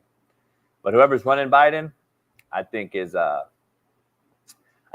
running Biden, dog, is setting us up. Shit. This motherfucker might be the world ender. Shit. It's not like all three of us don't have nukes. Like this ain't everybody, just pointing at each other. Yeah, this ain't motherfucking you and me and Russia getting down with a fucking machine gun like the 70s. Right. we got fucking one click away. Man, I'm telling you, dog, it's some dangerous times. Nothing we can do about that though, JB. Motherfucker decide to press the nuke button. It's curtain. So you know, yeah. I'm just saying, you know what I mean? This is what it is. You know, so I don't know, JB. What do you do, man? With all this being said, what do you do? What do you do? You believe the shit's rigged, so if that's the case, all right. The voting, in your opinion, isn't going to help because the shit's rigged. All right, boom. So if that's the case, cool. True. I mean, it's proven. If all this shit, everything fucking rigged, then what? What? Yeah, what do we do? Look, dog. You know? Hey, we had like 200,000. Talking to Weddle yesterday, like 200,000 cats came into San Diego the other day. 200,000. Right. I know. You know how many? 200,000 people is? My only thing is, JB, like, let's say this shit is rigged. Why did Trump win? Why did Trump win the first time then? If everything's anti-Trump, how did he win the first time then? Because when he won, they didn't know that he was it rigged then, or is it just rigged now because Biden won? Like, that's my thing. Like, so yeah. I'm with y'all. It's been rigged. It's been rigged before. JFK. Are we saying it's rigged because we don't like Biden, or most people like Trump, or has it always been rigged? Like, that's like I'm just trying to like make it make sense on that sense too. I believe it's always been, but I don't believe we've had the deep state the way they are. The deep state now is coming out with the Soros money and these other people. Connected with your boy Bill Gates and the food part of it. And I think when Trump when he got in there and he won by a landslide and the people wanted this guy, and I was like, a fucking guy that's never been a politician? What are we doing, America? Are you kidding me? We got a guy that's a fucking You're fired, or what was that show he was on? The Apprentice or something like that. Yeah. I'm like, we got this motherfucker as a president. I thought we were the biggest laughing stock then when we made him president. But when he came out and was like a voice for like against like the deep state, and when he was against like the child trafficking, and when he was against all the shit that we're seeing at an all-time high now, I think the power players are like, oh no. We can't have him in there. He'll kill our game. And that's what I think has happened. That's just my layman's term. But they didn't know that before he got elected. Like, I mean, when he was like running, like he was saying the same shit. It wasn't like he switched up after he got elected. Nah, but he wasn't. He didn't do it. He can't really talk about anything that you're gonna do. You can talk about what you're gonna do, but you can't really do it unless you have that office power. And when he got in office, he actually was like going against a lot of this shit you're seeing right now. Dog, the truth of the matter is we'll never know the truth of anything. I don't believe. We'll never know. 20, 30 years will come down. JFK was assassinated from the grassroots. No, we don't know any of this, right? Still, we don't know. I think it's still, we're never going to know. But the truth of the matter is, like, child trafficking, fact, child trafficking is at all-time high. And it's ironic that this is the Democratic Party, the left, who I've been a part of my whole, not a part of, I was always a Democrat because I was broke. That's how we grew up. Right. That's not the case no more. That's not this Democratic Party no more. And I've talked about it before on the show. I'm not gonna get into it. But like now though, if you look at it, who is the ones pushing our babies out here in the states like California and New York, where parents don't even have the right to say yes or no to a sex change? Who's pushing that? It ain't the right. Who's pushing the fact that we have these made-up humans out here dancing in front of our babies? It ain't the right. So if that's the case, and then I see child trafficking at an all-time high, I'm wondering, the leaders of this aren't stopping this, and isn't it like coaching? You either coach it or allow it. It seems very, very interesting to me. And now you got a guy that's against all that, and then you're like, we can't get him in there. Not again, even though we know he won. Now that's come out. I mean, look at the 300,000 in Detroit alone, and in Georgia alone, hidden votes that they've now found. Arizona alone. Dog, you're talking 2 million votes in 3 states. and this motherfucker lost by the closest land. Like, what was it? The closest race ever. And he lost, and he was cheated out of that. Now, listen, I didn't vote for either one, like I said, so it doesn't matter. I can talk about it all I want. I didn't vote. So it is what it is. I don't get a say because I didn't vote. Right. But I also have an opinion of voting don't matter. That's my opinion, and that's why I don't vote. But again, if I don't vote, I shouldn't be able to have a fucking real take on it. So that's just me. But I keep it real about it. That's just what it is. I'm going to keep it real. So I don't know. It's just I agree with Freddie Mac. Like, do your own research. Go do your own deep dive. And it's not just a simple Google search either. Because Google searches are fucking. Look at my Google search. Go search me. Think felon. She's charged with 8 felony. No, I wasn't charged, and I don't have them on my record. But that's what you're gonna see. So you're gonna go do a Google search on a lot of people in the chat. I'm sure you can find shit, and then they're gonna be like, whoa. So Google searches aren't the best. I think Google is actually ran by certain people involved in this whole thing. Like, it's just funny how this shit works. But Ash, you got to chill the fuck out this morning, dude. I know what's cracking, but damn. That's what I'm gonna do though. I'm with you. You gotta do your own research, man. Because you can find. I've seen shit on both Trump and Biden. That's like sound crazy, but it depends on what source you're hearing it from. You know, what news, which news outlet you're watching. You're watching. You know, this Fox News versus ABC versus CNN. Everybody, I learned that. Yeah, I learned that years ago too. You know what I'm saying? So when you're younger, your age though. When I was your age, I give a fuck about any politics. I didn't give a fuck. When I got older, and you start having money to spend and where your money goes, you start to think who the fuck's in office. And that's what it changed. At 30, I didn't give a fuck. Like, I was spending money, whatever money I got, I spent. I had an apartment or a condo, whatever I was living, however I was living. But I don't know.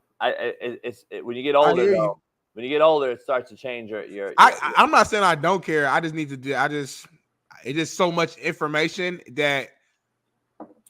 But I think I don't know what's your true and what's false. It's a lot of this. He say she. I got people at work that fucking hate Trump. I got people at work who hate Biden. I have people who hate. You see videos like we just saw of the brother a few minutes ago. I got other like it's just on both sides, and it's like damn, like it just makes you like I don't. But be honest, be honest. What's wrong? What's I don't. It's just hard. Like really know. Be honest. Here's I got a fundamental problem with anybody who just sits there and thinks and defends this administration. That is a true statement. You don't have to like the other one, but if you're really backing this one, I don't believe you've done any research at all in any facet whatsoever. Yeah, I don't believe you've done any research at all, because if you truly back this current administration, I believe there's a big fundamental issue with you as a voter. Because if you're really backing this guy and you're really behind him with a Biden and Harris sign, I don't believe you've done any research, and I don't believe you give a fuck about our future as our future children. I don't think you give a fuck about children in general, because they're attacking our children, and I don't think you give a fuck about our food. And that's the truth of the matter. That's where it is. So let me ask you this then: when you make that statement, are you saying that in your belief that if Trump does win, he will correct those things? I don't think any president can correct anything. So what do we? So that's my that I guess that's my bigger point then. So it's like on one end we say the president don't really have the power like that, but he's getting controlled by some other shit. I don't know what. On the other end, we're saying we gotta get this president out because he's fucking shit up.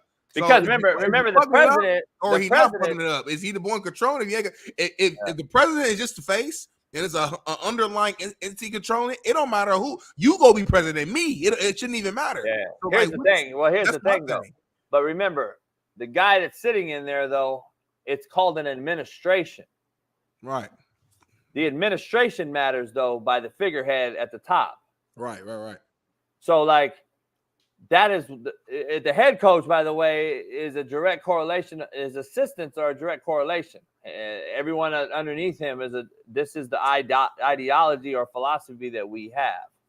So like if the administration, from what I believe, is corrupt in so many ways, it's led by the president. I mean, you don't get a pass. The head coach don't get a pass for losing in games. Right. All the coaches don't get fired, but he gets Right. fired. And the assistants stay on. The same way, I think the administration as a whole is led by the figurehead that we have no idea. Like, I just see that every day there's something new. And I just don't know. If you can sit here and defend a cat who rather pay countries foreign over our domestic veterans who spilt blood on our country's soil to protect our country's soil, if you can defend other countries and pay them out over our own Black Americans who you've given the shortest month on the calendar a month for, and you can defend Ukraine, Israel, all these fucking places. And by the way, if you do a deep research dive into Ukraine, you'll find out they're the biggest child trafficking nation in the world. But nobody wants to break that down. Nobody wants to talk about why are we defending this fucking country. The president of that country was a fucking weirdo gay porn star. Go look it up. So, like, we're defending that over our veterans in downtown LA who are homeless sitting there as we see every day, as you see every day. Like, come on, man. That's an administration I ain't backing, homie. I don't give a fuck. If you're going to take another country over our fucking people here, you, me, the chat, everybody, fuck that. I got a problem. That's administration. I don't care about any of this other shit. I just don't know how you can back that. And you're driving through it every day. All you guys in this country are in this chat are driving through it every day, and you're looking at seeing what the administration is doing. And we're spending our tax dollars that we still wonder why we got potholes in our fucking streets. But yet, where's our tax dollars going? Well, it's to improve the streets. It's to improve mental health care. We still don't have health care in this country, homie. They're lying to us, JB. Like, what?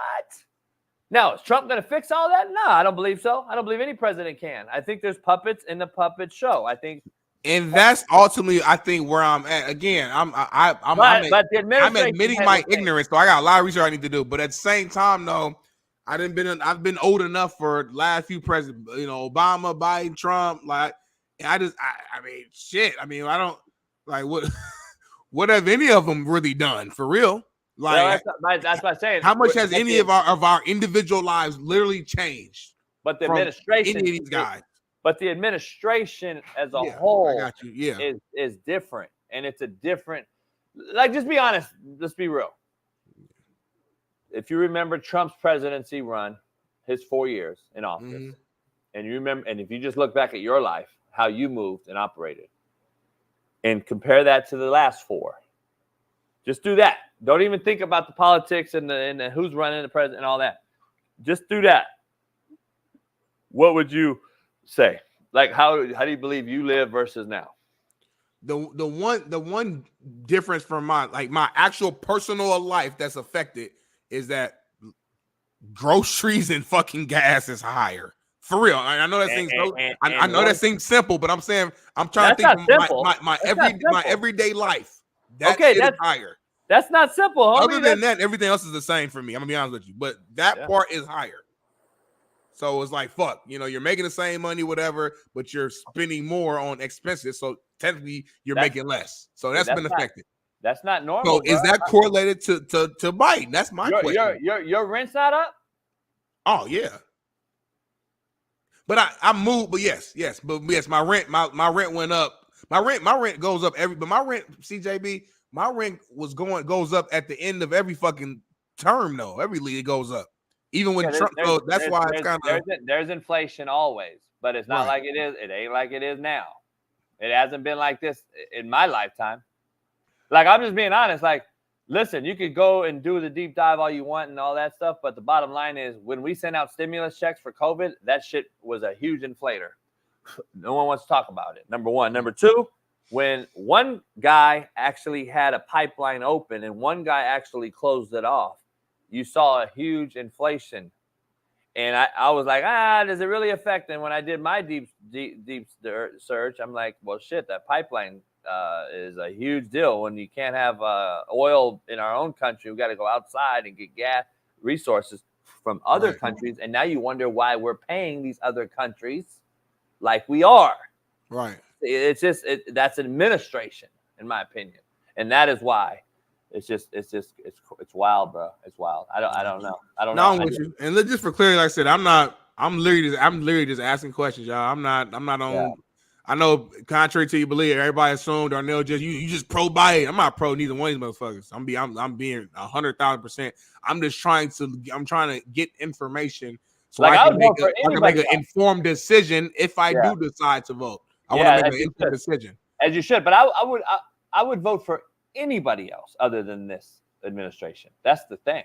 Like, that's the crazy part about it. Like, that's just what it is. This is not a Democratic Party anymore. I'm just telling you right now. Hence the word democratic. This is not it no more. This is a dictatorship. This is a communist ran regime, homie. This is communism at the all-time cliff.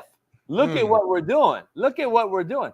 We let the guy out who beat. So just so a little interesting take. The judge that is on the take, and I'm my true opinion, and my brother's in the Air Force who's into all this. The judge is on the take on this thing, and it's going to come out. I think it's going to be one of the biggest, huge scam conspiracies ever against our nation's democracy, and that's what I truly believe is happening right now, which is crazy. And I believe with the food that we're trying to kill off and create fake food and all these other things that we're seeing, I believe this is an administrative approach and ideology. And that's why I would never back anything that this group is doing. But the crazy part is when you look into it, it's like, damn, dog, we're really going to sit here and back a guy and back an administration that you've seen the most wicked shit with our cell phones in the last 4 years that I've ever seen before. when it comes to kids, when it comes to this whole sex chain. Look at the shit that's gone on the last 4 years on your cell phone versus the previous 4 years. Like, it's very, very interesting when you look at it like that. And listen, just real quick, this is the Coach JB show with Big Smitty. It's not the Coach JB Sports show with Smitty. It's not the JB show with Smitty Sports. It's not the Sports JB show with Smitty. Just so we know, it's called a show. So we talk about real life shit. Just throwing it out there. So if we get off and talk about some politics here and there, it's what other shows don't do. They're only concentrated on one part of the world, sports or politics. No, we dive into real talk and get perspectives from different people. Yep. And that is why Smitty and I are yin and yang. And that's what gives you guys quality content. Shaun and Jeff's going to be coming on. We're going to see when Shaun can come on because he's got some things going on. I'm trying to figure out what's going on with his time. But we're going to dive into the QBs of the world. For that. So we're going to get into it. And there's a few things that are still going on before we dive into that. We got a few sports things too. We ain't even touched on last night's game. Yeah. I want to dive into that real quick. The Mavs, and this is why the NBA has been a tough watch. That is not indicative of the score, by the way. That is not indicative of the final score. It was way worse. Points. It was a blowout from the jump. It was a huge blowout. And this is the issue I have. And all you casuals out here who don't look at the big picture or outside the box thinking are going to say some crazy shit like the Mavs showed up and balled. I look at it the other way. That I've never in my entire 48 years seen this many closeout games where the team that was about to be closed out don't show up. Not only don't show up on their home fucking courts, had zero energy, had zero efforts, had zero buy-in. The crowd wasn't even in it. And I believe the crowd is driven off of the performance of the players and the players. I've never seen this many. Indiana, this fucking T-Wolves, Denver showing up and getting waxed by the T-Wolves by 50. I've never seen it in my life. And this is why I believe professional sports in general has a problem. And that problem is the things I've been saying on this show for years. And it comes it comes from within. I think we have a nut and gut issue. I think we have a heart issue. And I don't believe you can give heart transplants anymore. You used to be able to give a little heart transplant. You had a little tough love coach like Coach JB. You might be able to change a cat. Actually take out his old heart and put in a new one. Nowadays, can't do it. Can't give a heart transplant no more because you'll be canceled. You're too hard on the guy. You're too this. You can't yell at him like that. Can't do it no more. That team would have been motherfucked from up to down after that first quarter performance when Luka has more points than the entire fucking T-Wolves team in the first quarter. And he starts off like he starts off, and we don't do anything. We don't throw a double at him. We don't close out. We don't put a face in. We don't meet him. If he's shooting from half court, homie, meet him at half court. Why are we sagging in the This guy's 4 fucking threes in the first 3 minutes, and we aren't even addressing him at the top of the line. He hits a fifth one. JB, there's nothing you can do to stop him at that point, JB. You guard him up. You guard him up close. He blows past you. You step. He don't blow past nobody. Man, he don't blow past nobody. Come on, you act like this motherfucker's Jordan. Come on, homie. You act like Luka don't get past people and don't get to the rim. First of all, how about this, Smitty? You don't have to be fast to do that, JB. You play basketball. Don't tell me. Come on, you know more than that, JB. Your first step, your size, your body. Stop. You young cats that played in this and watched this current era, that when there's absolutely zero defense being played, You all think offensively that there's nothing you can do. Back in the day, yeah, you can. Yeah, you can. You know why? Because you didn't see only YouTube videos. You didn't watch great defensive teams that had pride in stopping people. And guess what it's called? Rules were different, JB. They can handshake. You can't do that shit now. You can't do that shit. Don't worry about it. I got you. This rule hasn't changed, and it's called denial of the basketball by great effort on defense. I am going to deny the basketball from Luka Doncic when he's hit 3 threes in the first 2 minutes and 4 threes in the first 4 minutes. I'm going to deny him the ball. That is what Kobe would have did, Rodman would have did, Pippen would have did, Rip Hamilton would have did, Rasheed Wallace would have did, fucking you name it. Ron Artest would have did. So that was the answer last night. So if they deny Luka last night, the game changes. Fuck, don't you think it does? You don't think so? So you don't think it would have changed? They got fucking prime time out there. You think they locking him up to the point where he just can't get the ball? No, but I'm saying, how about we try to deny him the basketball? Did you see any effort at all on defending Luka with a denial mindset? How about we deny one of these two motherfuckers? But guess what we did? We worried about Lively and fucking the other Gafford. Instead, Kyrie goes for 36. Luka goes for fucking, what did he go 36. They both had 36. 36 and 36. It just, listen, you got two superstar players, man. That's what's gonna happen. They both had bad games last game. I knew that was gonna go off. I don't understand Freddie Mac and you guys that say he's still gonna get the ball. He is. Okay, still getting the ball when the ball's inbounded to me like this, and I have to now work on trying to get and create a shot. And get off me, step back. That's Luka's specialty. Okay, versus getting the ball with no friction, and I just gonna do boom. That's a fucking huge difference, homie. If I get the ball and I have nothing but 3-point line and rim, it's a lot different than I have a guy denying me, and I got to get the ball, and now I got to work the post. I got to generate a shot. Guess what it does? It creates more energy for me. I have to expend more energy. How much easier is this catching the ball, nothing in front of me? Snoop, and then, hey, Snoop Dogg, what's up, Snoop? Talk shit. And I get to run back down court. Nah, motherfucker. Deny me the ball. Contrary to your belief, Luka actually likes when he has friction. And I know that sounds so okay, but he's not hitting 4 threes. I know that sounds stupid. Luka he scores better when he has a body to be able to use his body to kind of you're literally proving my point, homie. I'm saying he plays better that way. I'm telling you. But you're telling me that he's going to have 4 threes in the first 3 minutes with a guy denying him in his face, rather than no friction at all. It's coming down straight rim and no effort expended. No energy expended. You're telling me that don't matter. Baby. You're telling me there's no difference. There's no difference. Come on, man. I'm just saying Luka's different, JB. You can blame defense. You can blame coaching. You can say coaches are soft. You can say players are soft. Players don't show effort.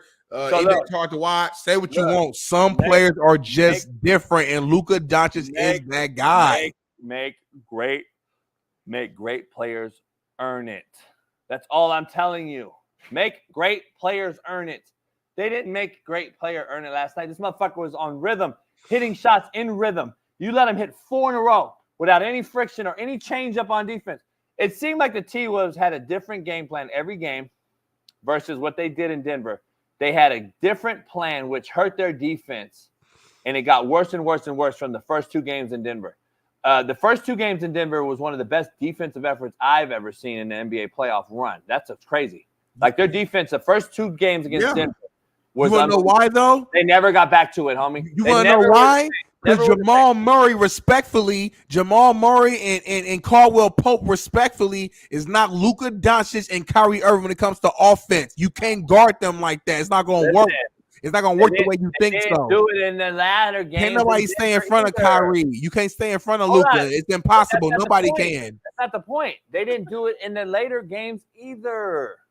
In Denver series, their whole defensive mindset was totally different after those first 2 games in Denver. They never were the same, not even at home versus Denver. That's why it went 7. I'm telling you, they never were the same for some reason. I don't know why. I'm just telling you. Don't you think that the other teams like watch film too, though? Don't you think the other teams, other coach will like, okay, These first two games did not go Yes, our way. but what do you see change? What are they doing? They're guarding Smitty. They're doing it. They're putting us a full court trap. Okay. Smitty, let's be honest. What counters can we do to help us out? Like I know, these motherfuckers coach too, JB. I know like, I know you casuals in this chat, and I know you, Smitty, know more about. I know you have. I know more basketball than you. I think. I don't think so, but I know you know. You have to know this. What is the NBA playoffs dictated from? Off of defense. Superstars. Come on, man. Superstars win in the playoffs. Yeah. So listen. You're proving my point. Luka and No, I'm telling you. The bottom line is superstars are going to win you playoff games. Which they did last night. And that's that's my point though. Oh, okay. Don't you have to go and try to at least make it hard on those superstars? Does you think Cash tried to make it hard on Kobe? Those five times they tried to. They tried to. My point to you is watching film is what can they do? You have to stop the superstars. The film, you can do whatever you want. Are you going to change your whole fucking scheme? You still have a superstar who catches fire, and that's it. It doesn't matter how much film you watch in the NBA. It's 5-on-5 basketball, Smitty. It's not 11-on-11 football. Well, we on the same page now, JB. But time out. There's not that many mathematical differences that you can create in basketball. It's only 5. Remember, numbers matter. Versus 11 in football. People don't I'm understand. not going to belittle the coaching, though. I don't want to do that, though. Like, if it was just that fucking easy, just put JB and me out there as a head coach and just I hear what you're saying, but if we were, again, we know basketball, of course, but we're not fucking X's and O's. And so if we were in that space, then it would be different. I think coaching matters. I think coaching matters, no doubt. But I'm just telling you right now, superstars, when Kobe Bryant and Michael Jordan and you ran all these schemes at them, they still hit you over the top. Batty A's face used to be like this in Kobe's fucking face, his hand. And guess what he did? He made the shot. And there's nothing you can do. So the bottom line is, at the end of the day, superstars are going to beat your film study. I agree. And that's what Luka Doncic and Kyrie Irving did. I'm with you. Guess what coaching doesn't have a role in? Effort and denial of the basketball. To my point initially, deny the basketball and give effort. That is not anything to do with film. I'm just sorry. If I got to motivate you and you don't have no self-motivation on a closeout game, which I've seen more of in this NBA playoff run, to my initial point, than I've ever seen, is a problem. And I don't know what that problem is. It goes back to what Dr. Jesse Morse and you and I were just talking about. Like, do you get this big bag and you're really not bought in? Are you really did the T-Wolves really just sell out not to get swept and then busted a nut and that was it? Because last night it seemed like they did what they had to do. They were like, we're not as good as this team. We're not really a superstar. And I'm not really the star yet that these two guys are over there in Dallas. And maybe we're just not good enough. Let's not get swept and not go back to Dallas because we don't want to get on that flight and go back to lose there. Let's just lose here. Like, it seems like that in all pro sports now, dog. I'm just telling you, just from looking at the effort and the other shit, it's like, God damn, that's all I see. So I hear what you're saying, but at the end of the day, man, shout out to the Mavs in the finals. Like I predicted at the beginning of the playoffs. If you guys listened to me, you probably made some money. If you didn't, then better luck next time. I do want to say this. That cornhole or whatever. Is this the biggest bitch in here every day? This got to be the biggest bitch made cat I've ever seen. I'm serious. He does nothing. Like this, all this motherfucker does is talk shit. Like you had to have had your girl get ran through by me. There's just no way that I didn't fuck your bitch. There's no way I didn't fuck your bitch. Like ass, me and a homie, sweaty balls straight from practice. Yeah. Blah, blah, blah, blah, blah. And then you kiss the bitch. There's no way. And this guy has to use the fake name because he's been trying to get at me since prom. I don't know. This motherfucker, he got a vendetta. This motherfucker's the That was like 88. Dog, he the biggest bitch in this motherfucker. Every day he's the biggest bitch in here. And you literally suck my dick every day because when you kiss your girl, you suck my dick. Just so every day. Every day. Just so you know, when you kiss your girl, you have sucked my dick. Now, bye-bye, bitch boy. So, anyway. Let me tell you this real quick, though, man. I think if Luka Doncic and the Mavs win this championship, Luka Doncic becomes Oh, fuck. Here we go. If Luka Doncic and the Mavs win this championship, Molly Quorum gives me like real like old school. Back in the day, oh shit. She gives me like some fake wannabe ass, like a lot of shit. I ain't gonna talk about it. Anyway, I don't work at ESPN. I don't got nothing to do with it. I know, but I'm gonna stay away from it. Luka Doncic and the Mavs, they win this championship. I believe that you can make a case that Luka has already surpassed Dirk as the best player, the greatest player in Dallas Mavericks history. Nah, he hasn't won yet. I just said if Luka Doncic and the Mavs win this finals, win this championship, so how many? You can make a serious argument that Luka Doncic is either as great or has surpassed Dirk Nowitzki as the greatest player in Dallas Mavericks history. At the end of the day, I love Dirk. Dirk only has one ring, though. He went to 2 championships. He got upset the first time against the D-Wade Shaq Miami Heat because the Mavs were the favorite to win that. They were up 2-0. Ended up losing that 6. If Luka could come out here and win this, we already know. Let's be real. Luka's already on pace from a number standpoint to be better than LeBron from a number standpoint. Yeah, so as long as he stay healthy, the numbers gonna be the numbers. Yeah, but it comes down to rings. Yeah, I don't. You were in this recency bias. Fair to you, you're in the media every day, so you see it. It's a recency bias at all-time cliff, in my opinion. That's for everybody, not just you. Everybody's gonna anoint everybody that wins. Last year, Joker was the best big man of all time. No, I ain't. Okay, well, it was said. We talked about it on this show. That was the narrative on ESPN and everybody else. He's one of. He's not. I don't think. No. Jamie, real quick. One thing about you, I think you be hearing you'll hear some trigger words, and then you'll take that and change the take almost. But hold on though. You heard greatest of all time, and you nobody said joke. Well, let me say something back. I'm not saying nobody because I don't listen to every fucking radio show around the world. But most people I have never heard someone say that Jokic is the best big man of all time. I've heard people say he's one. I've heard people say he's one of. He's an all-time great. He's top 5. He's top 4. We heard it last year. Here's the thing. Luka is catching up to Dirk as far as MVPs. I don't believe Luka's won one yet. Dirk has. I know that at least one. Did he have 2? I don't know. He went to 2. He went to 2 finals.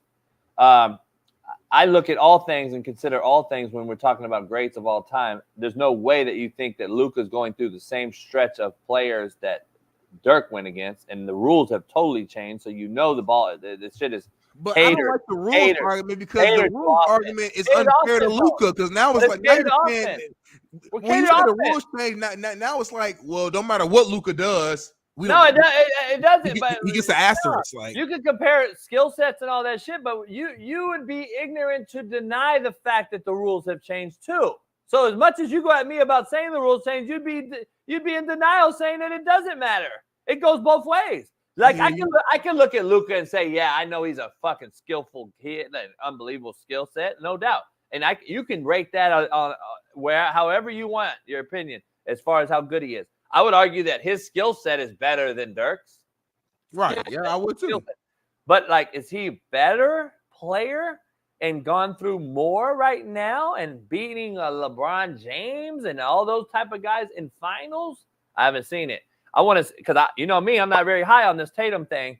So I'm just going to tell you right now, I don't believe beating a Tatum would be the same as beating a LeBron in his height. That Boston team is loaded, though, JB. For real. They're loaded. I'm just saying. They're loaded. Derek White is comeback player of the year should be. Jalen Brown's a fucking $300 million contract guy. Jay Taylor, $300 million contract guy.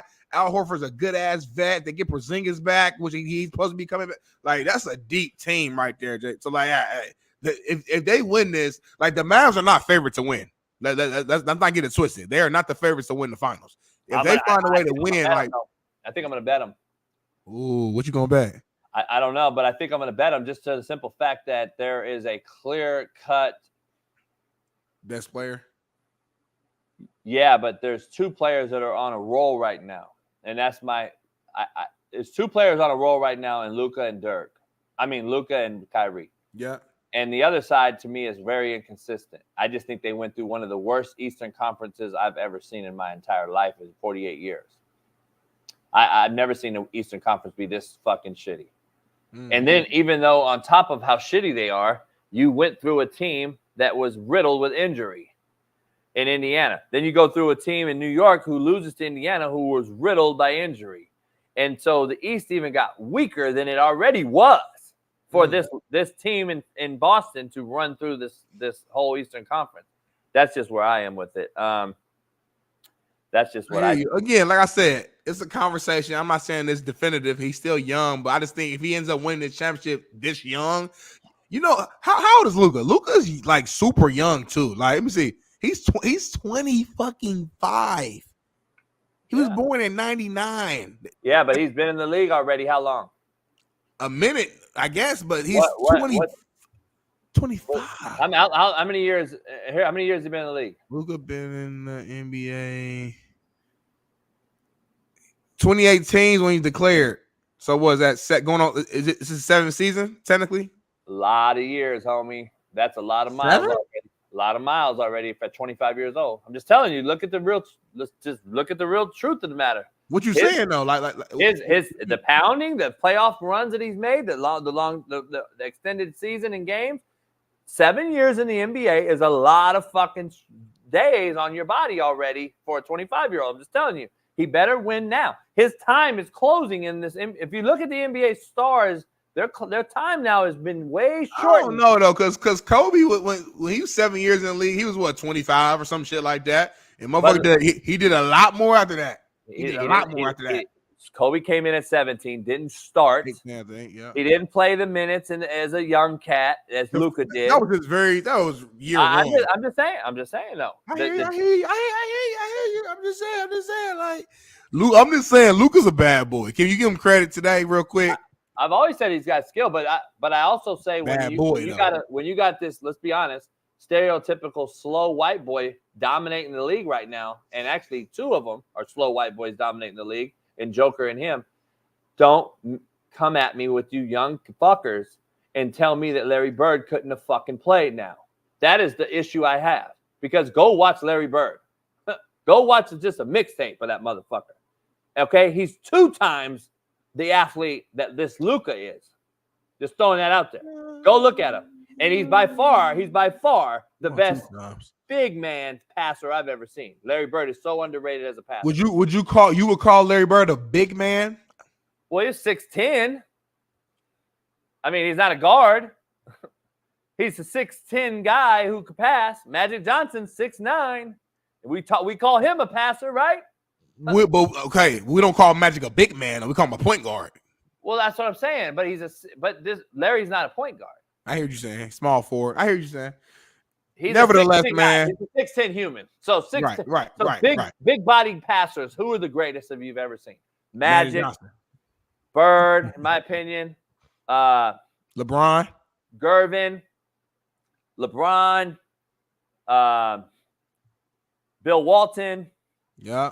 Luka. Shaq was very underrated passer. I wouldn't put him in probably the top, though. But I wouldn't either. Because I put Joker probably above him.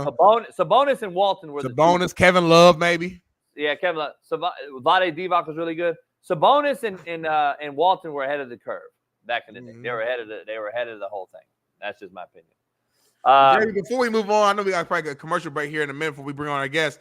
Can you just admit and tell the people that I just was like admit how right I was about the finals though. Like, cause like I feel like we're not highlighting me right now enough on this show and how like this is probably the most right I've been about anything since I've been on the show. Like I predicted this shit a long time ago. I wish Bay would have clipped it off and posted it. And like this should be a big moment. Like I told you guys from the jump which teams will be in the NBA finals, and it's here, and we're just fucking blowing it over. I think Jeff predicted it too, though. Give me my flowers. Like somebody, you, Jeff, both of y'all, the chat. Like I need my flowers. We're not gonna move on, so I get my flowers. A real genius needs his flowers. Nah, I need my shit. I've been busting my ass. All right, so I will end this stream right now. I mentioned it before on the show. But like I need more like more JB like fuck man, like you killed that shit, Big Smitty. Like shout it, clap it up for Big Smitty, man. Like I need some JB. Listen, everybody, welcome to the Coach JB Show with Big Smitty, and I got to make sure I allow everyone to know that Big Smitty on this show, the Coach JB Show, the realest show on planet Earth, came out a month ago and said his prediction was the Celtics versus the Mavericks. He said it on this show when nobody on planet Earth said it. So please make sure that you guys drop a super chat for Big Smitty. So get him out of Inglewood, get him out the hood so we can move into the studio and let him know that he's on winnable.com/slap picks, Betonline and Prize Picks, and he is the best bettor on this show. He called the NBA Finals in the softest generational league we've ever seen. He called it. It's very hard to do. He called the finals, and that is what it is because Smitty said so. Yeah. That's how you do it. Turn the music off, man. That's how I feel. Now we can move forward. Jeff, how you doing, Jeff? Good. First time guest here. Thanks for having me, guys. It's been a long time. I haven't seen you since the pandemic. Hey, Yeah. we had a holiday. We had a holiday Monday. We weren't in there Monday. Tuesday, Jeff trolled us. Tuesday, Jeff trolled the shit out of the chat. Wednesday, I think Jeff was gone. Man, he missed Wednesday. Thursday, yesterday, I don't think Jeff was in yesterday. So, announcement though, Jeff Naudo and I and Shaun Salisbury will be doing a pregame NFL pregame show every Sunday in the fall. So make sure you guys tune in for that. We'll be promoting it as we get closer and closer to creating the script for it. And Jeff's going to have that betting insight. Shaun and I will break film down, talk about it. Well, we're going to actually do a seasonal rundown and keep our records just like the big shows do. So we'll have Jeff's picks, my picks, Shaun's picks, and we'll at the end of the whole thing, we'll do something special for it. We'll have Smitty jump on, and maybe Shaun King will jump on a couple episodes just chime in. We'll have some guests on, maybe some NFL players or coaches. We're going to try to blow this thing up because it is the best show if you guys watched it last year. So it's unbelievable. And Shaun Salisbury's all in. We're back in. I'm doing some other things with Shaun. So just an announcement for that. Jeff, we're going to break down the entire NFL quarterbacks, and I'd love to have you on here for this take. We dinner got to get to it soon, JB. I know, we're going to get to it soon, but we got some free game Friday. We got to get some free game with Jeff because right now it's a total shit show. There's two things that pop out at me that Jeff and I think are on the similar page too. Number one is I don't judge anybody for their professional job and life and then what they say politically or what have you. I always talk about that on the show. Robert De Niro, Bobby De Niro, one of the great actors of all time. It's probably top 5 for sure to many people. Then you got these clowns out here who will say, you're the worst actor ever. Your movies suck, which we all know is a straight joke because of his political views. So I wanted to ask Jeff about that, number one. And then number two, the Donald Trump conviction yesterday in what seems to be the biggest scam in our Constitution's history. For an ex-president. So I wanted to get to those two things with you because I know you covered Bobby D's movies, and then we saw that he wore a mask, came out, and we clearly know he was paid by Biden's administration to say what he said, which is sad to me. But he's a great actor, and I'm still going to watch his movies just like I listen to R. Kelly's songs.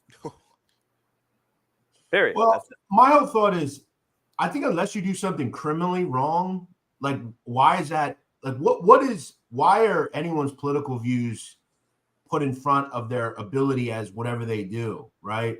And Robert De Niro is still a person who is in The Godfather, Goodfellas, Raging Bull, Casino, Bronx Tale, Heat, all these different things. It's insane. Look, I get you don't agree with him, but this is where politics is. It becomes where if I say one thing you don't like, I'm a liberal or I'm a conservative. Right. You know, and we can't just have. Whenever I speak to somebody and they immediately start going into, well, this, well, that, well, I just don't want to talk to you. Like you're dug in, you're not going to change your opinion. And the thing is, if let's say Robert De Niro was saying the stuff in favor of Donald Trump, they'd love him, you know? And he's the best actor ever. Best actor ever. Well, Jeff, hold on. This is exactly what I was trying to say. Or like this is how I feel like it's just tough, right? It's weird right now. Like whatever side you go on, the other side's gonna fucking hate you. You're fucking stupid. You're ignorant. You're dumb. It's like, what? We need to get to a point where we used to be, where we were a functional society, where we could have an opinion and we don't. Here's the thing, guys. Okay, and this is something I hear a lot of you folks mention a lot. The First fucking Amendment. We have the ability in this country to say what we want. As long as it's not slanderous, you can say what you want.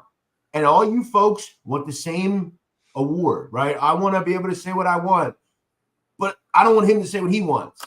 You know, when did we get to a point where if we don't agree with shit, we're just, fuck you, you suck at everything? Like, you have guys in that crowd who are literally on a fucking Tuesday out there every day protesting, and you're talking about him?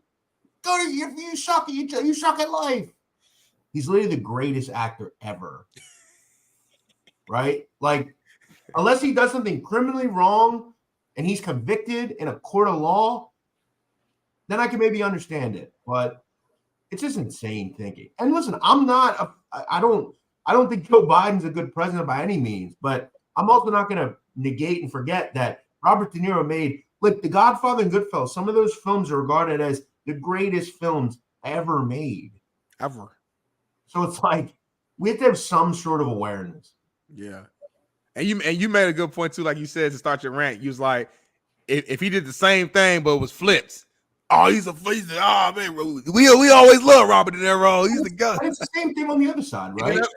Exactly. Like however way you do it. Like this, if an actor's a Republican, the liberal people will hate him.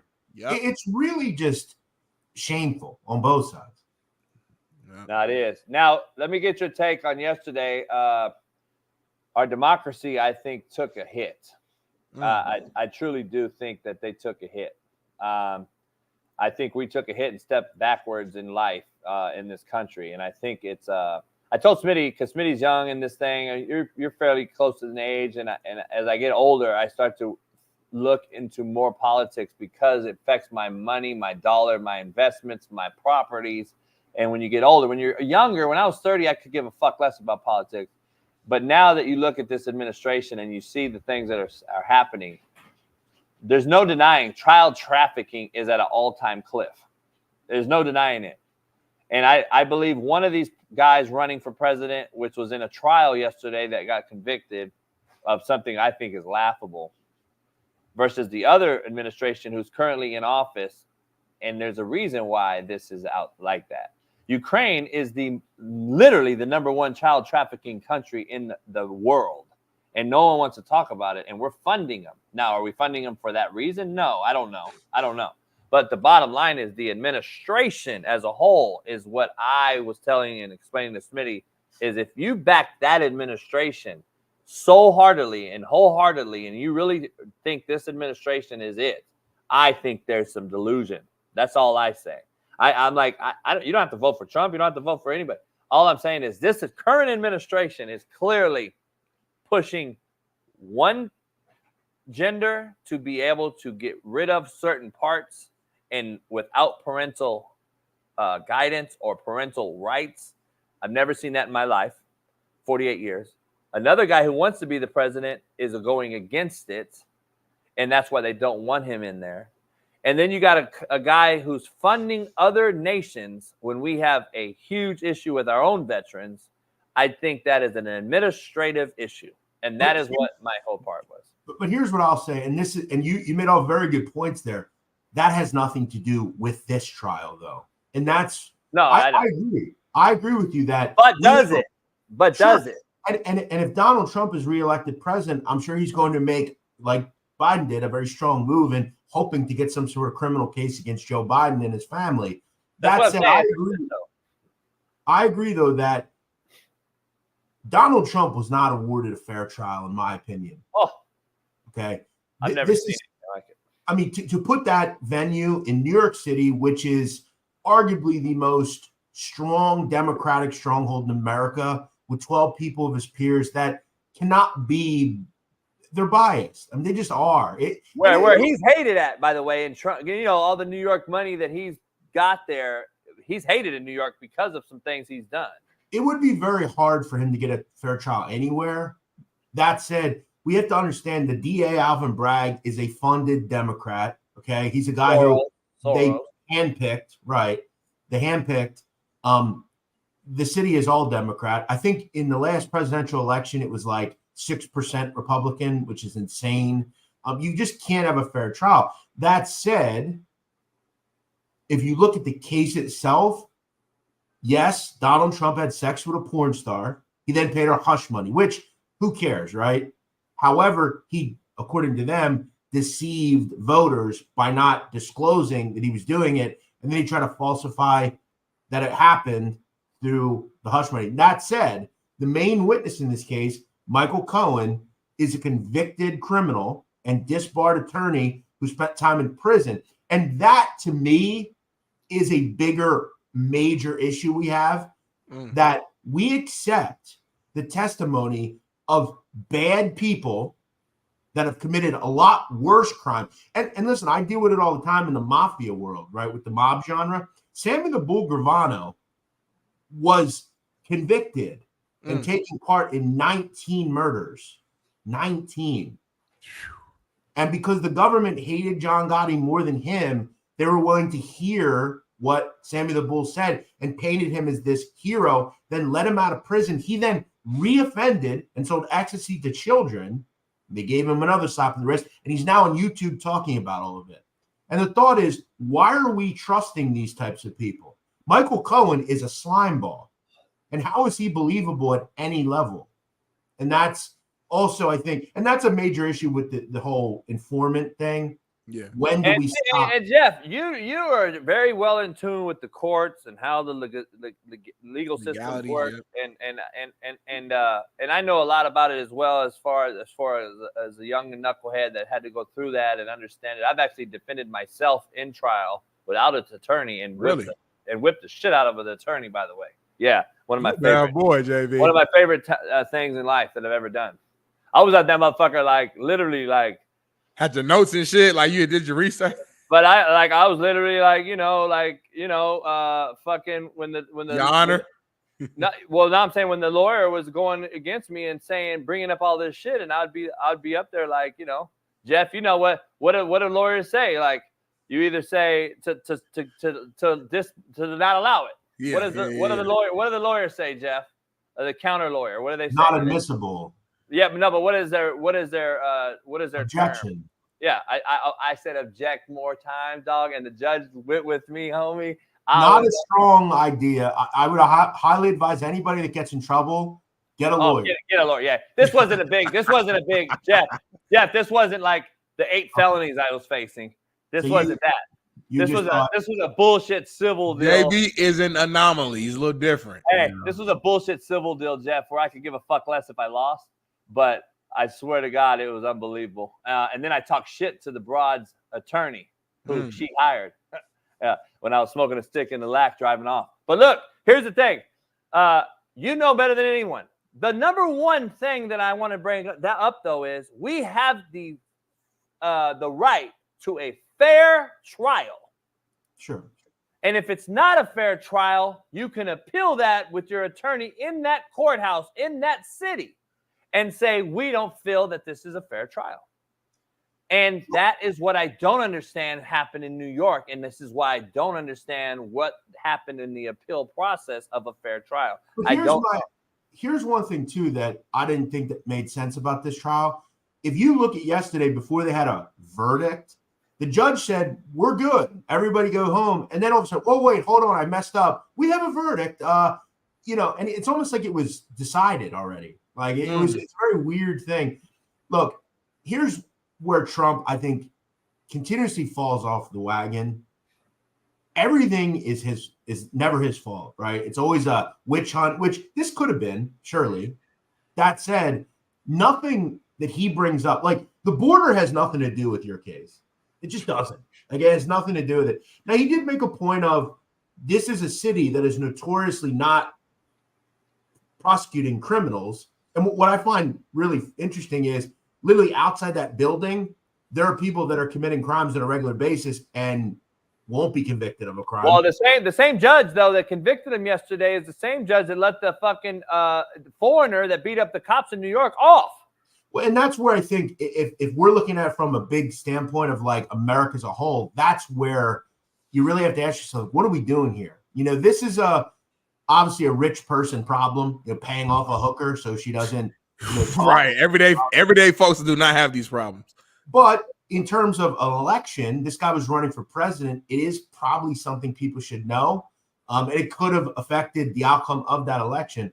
That said, everything Donald Trump said in that 2-minute speech that you're showing the photo of, he wasn't wrong, but it doesn't really have that much of a bearing on. Well, you know why I believe he's brought it up and why his attorney brought it up is the fact that I believe that we're seeing some things right now as to why get rid of the biggest, most popular human on earth, Donald Trump, get him out the way so but that that's not going to happen. This is going to help Donald Trump. No, I get that part, but my point is this: like, Bailey, can you show the video again? I don't know if you knew this. My brother is in the Air Force. Told me 2 days ago that the other one about the Ukraine Russia. My brother told me the other day, and I told Weddle and Smitty and Bailey. I said, "Hey, dog, something's going on," because he was supposed to make an announcement the day of the jury trial, which was yesterday. He did not. But he has secretly gave Ukraine permission to strike inside Russia with our weapons. That is a declare of war. By definition, dog. We have a bigger problem here. So if you get the eyes off the big issue and focus them on a big name guy like Donald Trump, then nobody knows what's going on and everyone's just saying, fuck it. Some of the bigger things going on, Jeff, I think. Here's the problem, though. It's not working because CNN has not gotten off this story since the verdict came in, and they were. No. I think that's two different things, though. I think that the sole attack on this conviction was to get us off of what's really going on. I don't believe that's happening. I don't believe it's. I think it's helping Donald Trump win the presidency. Listen, here's the thing. That's the difference. At the end of the day, though, this will strengthen Donald Trump's political case. It is conceivable that Donald Trump may win the presidency while in Rikers Island. That's insane. Bottom line is he can't go to Rikers Island. No, he's not going to go to prison. Yeah, I know, but constitutionally speaking, he technically could though. No, he can't. No, he can't. Constitutionally speaking, that's what I'm telling y'all. No, I'm saying he could be in jail. I'm saying he could be in prison and become the president. No, he can't. Yes, he can. No. We're saying two things. I think we're saying different things right now. Yeah, we're saying two different. You're both right. He can become the president convicted. He can become the president. Right. He cannot go to prison. Why can't he? Because he is Secret Service protected the rest of his life. But listen, this is the truth. This is the truth of the matter. Donald Trump absolutely can go to prison. And what would happen in this case, because we've never seen it happen before, the Secret Service would protect him in prison, and the COs would protect. Look it up. That's what's. I already have. I already have. His prison would be at his home residence. No. Coach, he would go. He is not, bro. He is not. Bro, he's not going to Rikers Island. We already had meetings about it. The Secret Service would be there as well, outside his cell, and they would protect him. Look it up, bro. I know that, but I think you're reading jail is actually in his own place of living. That's house arrest. He does not get special treatment because he's the fucking president. Yeah, he does. All ex-sitting presidents do. No. Special treatment is having to fucking your own security in jail. What do you mean? That's pretty special, bro. That's pretty special. Well, anyway, Jeff, break down this. He's going to appeal this. Correct? Yeah. It's already probably been. It's a decent opportunity here. No doubt. But he's got to get out of this guy. He's got to get away from this fucking judge. And that's the problem. All we'll say here is, at the end of the day, this is going to strengthen him politically.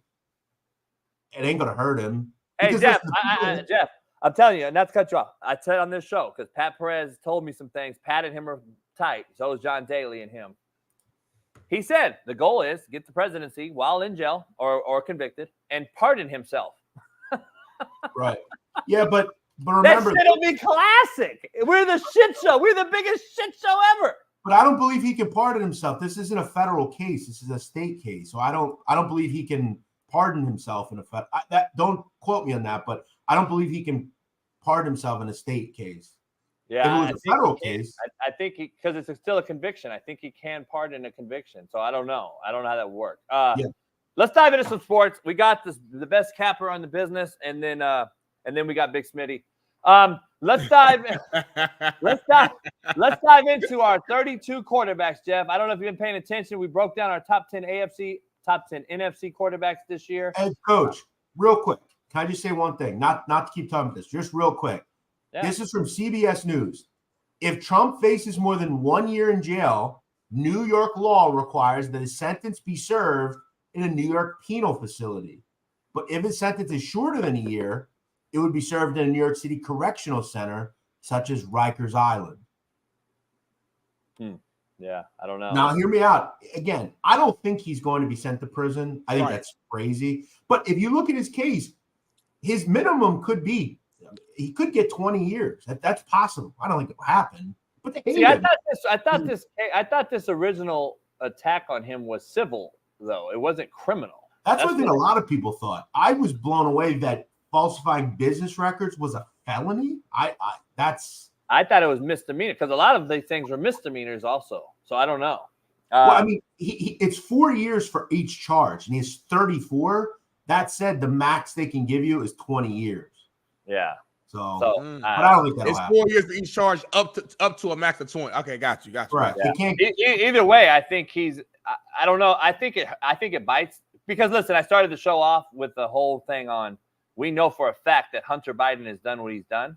We know for a fact that there's other things that family's done. We know for a fact that Joe Biden was worth $5 million before president, and now he's worth $150 million. And the presidency pays about $240,000 a year. It's kind of crazy. I would love to get his financial advisor.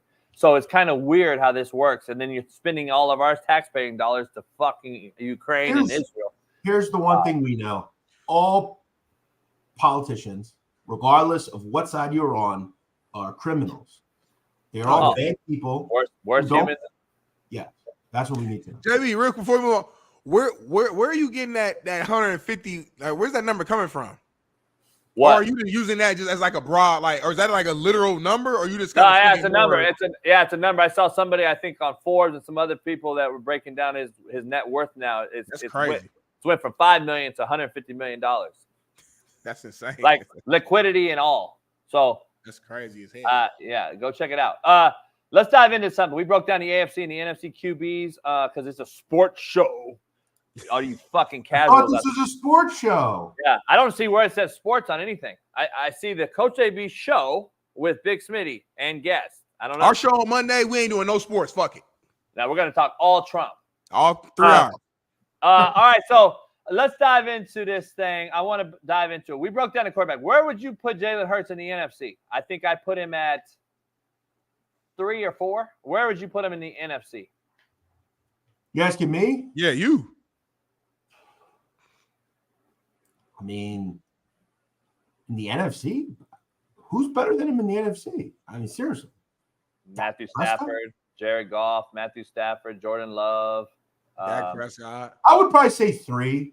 Kirk I Cousins. think that's conceivable. I think he's still got to put Sam Darnold. Wow. Bryce Young. Here's how I play. I'd probably go Stafford, Hurts, Goff, Prescott. Derek Carr. I'm sorry, Jeff. No, I was fair with my picks. I think I say 2. I think I put him above. I go Stafford Stafford, Hurts, Goff, Prescott. You got Hurts at 2. Yeah, I listen, Goff. I mean, you got it.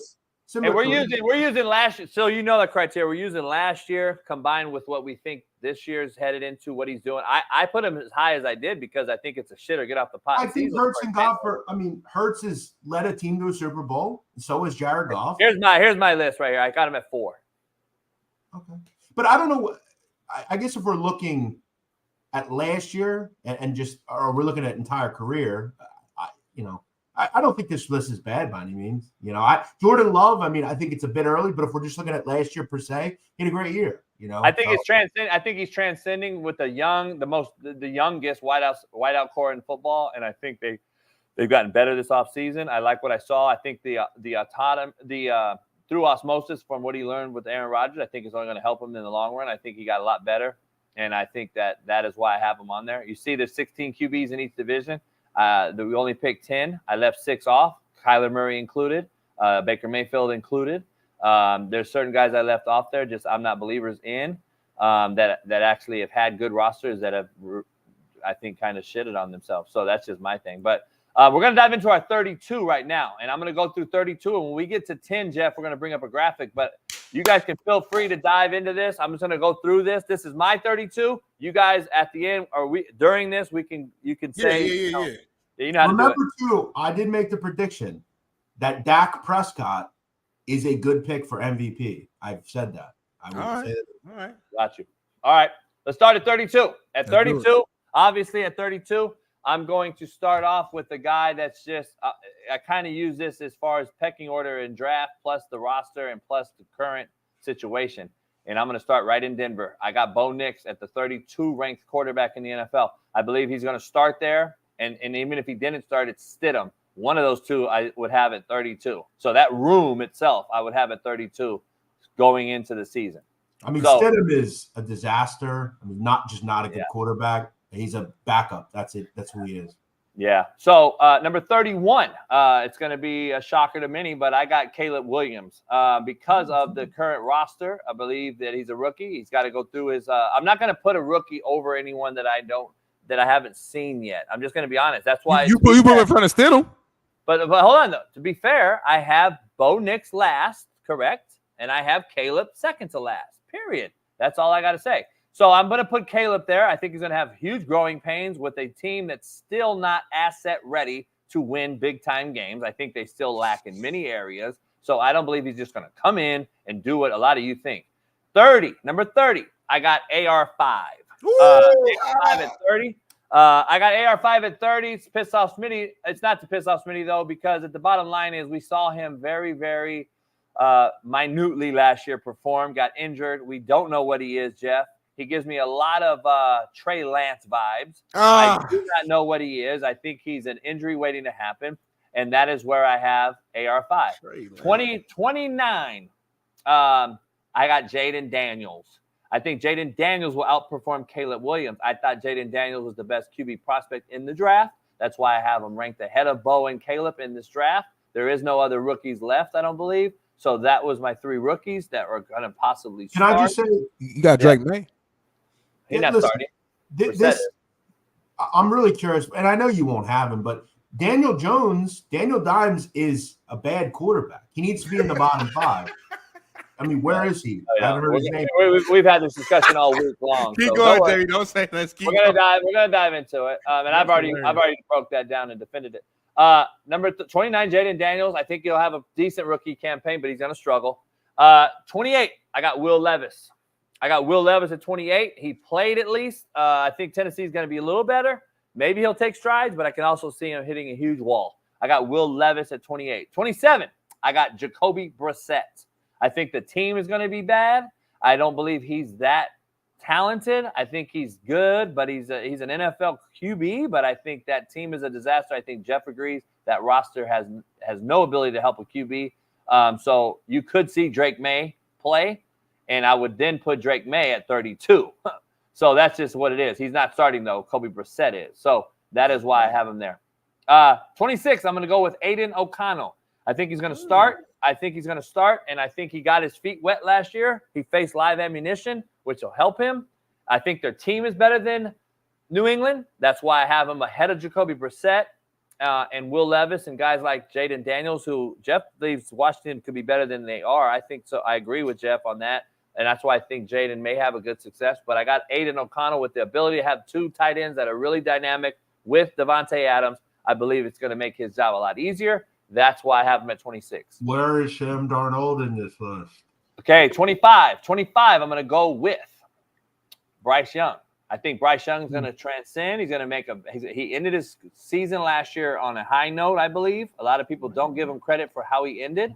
I think he's going to be better this year. But again, I can't give him that much. I can't put him too high because, listen, that Carolina team is not very good. Let's just be honest. So, but I do have him having a year under his belt. I got him at 25. 24, I'm going to roll with, assuming he's starting, I'm going to roll with Sam Darnold. Sam Darnold in Minnesota, I think he has some weapons. I'm going to put him at 24 on my list. And that is where I got Sam Darnold. I think he is going to start, and I think you're going to be shocked at how good he performs this year. 23, a lot of you may be shocked at this one, but of course, Smitty won't be. Derek Carr, the 23rd best quarterback in the NFL, strictly because he has no nuts and guts, although he has a big arm, big talent, big skill set. He has no poise, no nuts and guts, no it factor. He chokes in big games. Derek Carr, 23. 22, I do have this guy ranked ahead of Derek Carr, so lucky for Smitty. I got Kyler Murray.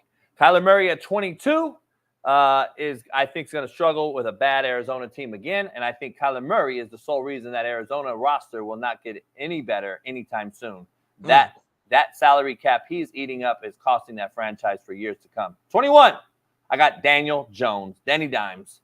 21, the reason I'm consistent, if any of you in the chat know what I've done in the last week when I talked about NFC and AFC quarterbacks, if you look at it, I had Daniel Jones one above Kyler Murray. I didn't even have Kyler Murray in my top 10. I had Daniel Jones at, 7 or 8? So, of course, I have him one higher than Kyler Murray on this total list. So make sure you understand, I did a deep dive in this list. I didn't just throw names out here. Look at my NFC list, look at my AFC list, and you'll see how this list compiles. 21, Daniel Jones. 20, to Shaun King's point, I believe even to Smitty's point, this guy has to prove us wrong. I got Deshaun Watson sitting at 20.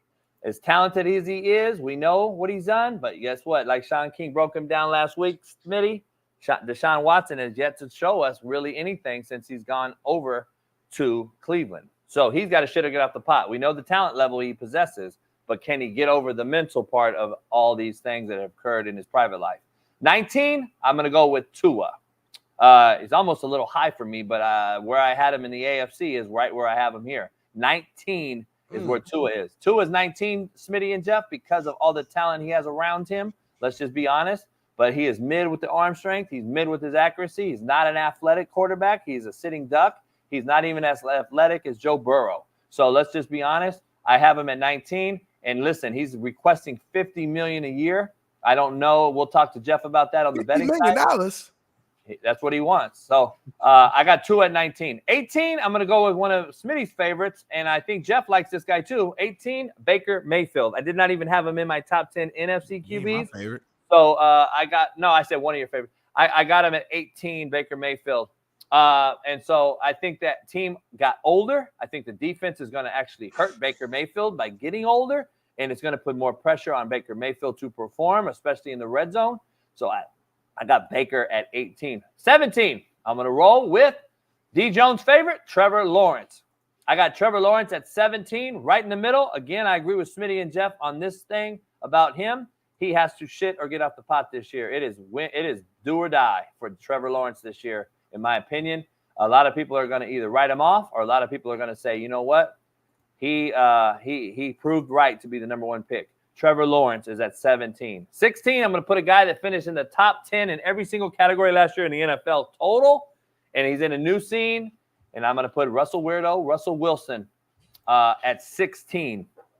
This one is very controversial because you could flip-flop these two because of the fact that Russell has been to 2 Super Bowls and won 1, but I'm going off projection and what is around him. And I believe Geno Smith at 15 has better talent around him offensively than Pittsburgh does. And that's why I bumped Geno slightly ahead of Russell Wilson. I got Geno Smith at 15 coming in here. At 14, we're getting into the close area of the top 10. At 14, I'm rocking with Kirk Cousins for the simple fact that we don't know how healthy he is. Would he be a top 10 guy? Maybe. But right now, I'm going to go off of the fact that we don't know what he is and how healthy he will be in a new environment with new set of wideouts and the tight end that we have seen and called a bust to date. We don't know if this guy Pitts is going to really show up to be the draft pick we thought. And then can he actually get the ball to his playmakers there in Atlanta and be healthy with a lefty, Michael Penix, staring right down his backside. Kirk Cousins, I got at 14. 13, I'm going to roll with the bus rider himself. And the single reason why the 49ers can't win a Super Bowl, Brock Purdy. I got Brock Purdy at 13 on my list. I believe Brock Purdy is very accurate at times. He throws the ball into windows and teeth of the coverage, which I do like and respect and love about him. But at the end of the day, I don't believe he has the big-time it factor to get him over the hump. I believe he's just another game manager, bus rider. He's not the bus driver. Number 12, I'm going to go with Jeff's pick to win the MVP. And that is going to be Dak Prescott. I got him right outside the top 10 at 12. I believe he's always in a top 10 scenario when it comes to stats during the regular season. He puts up very, very good numbers year in and year out. And he is in a contract year. And I believe it's time to either show you can win multiple playoff games, or I don't believe he'll be the Dallas Cowboys quarterback next year. Let me just say one thing. I guess all of you folks are just looking at one game. His season last year was very good. All pro. I said every year he is. Every year he's good. Every year he's good. But in the playoffs, he's not. So I got 12. I got him sitting at 12. Number 11, we're getting close to the 10. I got 11. This is going to piss off some people, and Jeff included. I got 11 right outside of number 10. I got Jalen Hurts. I had Jordan Love right above him in my NFC. I got Jordan Love right above him on my AF and on my total deal. So let's get in our top 10. 11, Jalen Hurts, and let's bring up our top 10 list. And it starts with Jordan Love. It starts with Jordan Love at 10, right above Jalen Hurts, just like I had him at number 3 in the NFC, and Jalen Hurts at number 4 in the NFC. I got Jordan Love right above him in the top 10. It cracked. Oh, shit. I got Justin Herbert at 9, Lamar at 8, CJ at 7, Aaron Rodgers at 6, Burrow at 5, Allen, Goff, Mahomes, and Stafford as the best quarterback this year in the NFL. This is projection, by the way. I did have Patrick Mahomes as my 1 in the AFC. I had Matthew Stafford as my 1 in the NFC. And I believe Matthew Stafford is same thing. He's won a Super Bowl. I believe that he has the talent around him and the team's better. So you can flip-flop Mahomes and Matthew Stafford if you want. But if anyone knows quarterback play, you'd be a fucking buffoon to not think that Matthew Stafford is in the conversation. So go ahead and say what you want, but I can show you film. Well, there you go. Go ahead. Eat up my top 10 or eat up my top 32. Go ahead. Let's go back. Jeff, you go first. I'll jump in. Let's keep going back. I got a lot of shit. I'll say two things. First of all, this list is completely ridiculous not having Patrick Mahomes number 1. There's just no question. I get you don't like the guy, but, I mean, you have to look at what he's done, the body of work, his ability. He's number 1. Yeah, but I had him at my number 1 in the AFC. It's not an issue. It's not also Jared Goff at 3 is wild. I just want to throw this out. PFF has him at 16th coming to the season. I don't know. Look, is he 16th? No. He's top 10, sure. Jalen Hurts should be probably 8 or 9. 11's too high. I don't know why Daniel Jones isn't in the bottom 5. I kind of missed out what that explanation was. And Josh Allen, I would have Joe Burrow over Josh Allen. I think you put Aaron Rodgers. I took consideration. Like, I think I'm actually going to pat myself on the back. I think this is a very, very fair list. I took in consideration of injuries. I took into consideration of age. I took into consideration of rosters going forward and how they ended the season last year. This is all considerations I took. And some people could argue Jordan Love could be bumped ahead of some of these people as well, as far as what he did last year and what we think he'll do this year. Joe Burrow's got to prove that he is the Joe Burrow that we saw take the team to a Super Bowl, and that's concerning to me. I don't know how healthy he is, and that's why I could flip and flop that right there. Because on this show, I think Joe Burrow is the best QB in the league in the NFL when he is on and healthy. So, like, he could be my 1 in some cases. I think in this case, like, what I don't understand is if we're talking about entire career, or we're talking about last year, because again, I don't know if you know this, Coach, but Patrick Mahomes won another Super Bowl. I mean, I don't know if you know this, but I don't get it. It's a combination of what we saw like last year, but as well as what we're projecting. Okay, so next if we're, year. And pure skill set. Let's just be honest. So if we're projecting, Jared Goff and Jalen Hurts have had similar short careers so far, and they both have went to high levels in a season, and they both have really good teams. We can make a case that on paper, the Philadelphia Eagles have the best or one of the best offensive groups in the league. Yeah. So if we're looking at up and coming, I just can't. I don't have Jalen Hurts below. Jeff, I just explained what our list was predicated off of, sure. And we just talked about I'm just asking this question: who had a better year last year, Jared Goff or Jalen Hurts? Well, Jared Goff, but who had a better year the year before? Jalen Hurts. And Josh Allen did not have a good year last year for the most part, and he lost his best weapon. But he was still top 5 in all statistical categories. Numbers was crazy. Yeah. So here's and we know what Josh Allen is. We know what Josh Allen is. That's my thing. Josh Allen, we know, is a freak, just like Justin Herbert. But Justin Herbert hasn't won as many playoff games as Josh Allen. So you see there's a difference in four spots. So, that is what the difference is. Justin Herbert and Josh Allen, to me, are very, very similar as far as freaks, athletic. But I don't think Jalen Hurts should be top 5 or anything. But, I think as far as he's probably the second or third best quarterback in the NFC, and he's above Jordan Love, for God's sakes. I don't know. I think Jordan Love had a much better season last year. He was on a high. They beat the Cowboys. I think he was on the way. This year's youth that he has on that wideout crew is unbelievable. Off-platform throw. Jordan Love, a talented dude, boy. Yeah. Let me jump in real quick, though, because I got some problem with some of your earlier lists. So one thing I know, and I took note here, when you showed your top 10 NFC quarterbacks yesterday, you didn't have Baker Mayfield on your top 10 at all on NFC. No. You had Daniel Jones, as we see right here, at number 8. But in your total 32-person list, you have Baker Mayfield ranked above Daniel Jones. Make it make sense, homie. Hold on. Also, you had Geno Smith at number 9, I believe, on your NFC list. But you have him at number, I think, 15 on your overall list, also ranked ahead of Daniel Jones. So I'm not seeing the connection between the NFC QB list in the overall list. It sounds like your mind changed, or you got some good sleep last night and you thought about it. You was like, you know what, you also, and he was right. Daniel Jones is not better than these cats right here. No, I tried to be as fair as possible. I tried to give you an honest list for everybody out there in the chat. But I'm honestly, and Baker has 2 playoff wins. Daniel Jones 1. But Daniel Jones still has a playoff win. You can discredit all you want. By the way, it's an NFL playoff win. Daniel Jones has more than Kyler Murray, more than your favorites.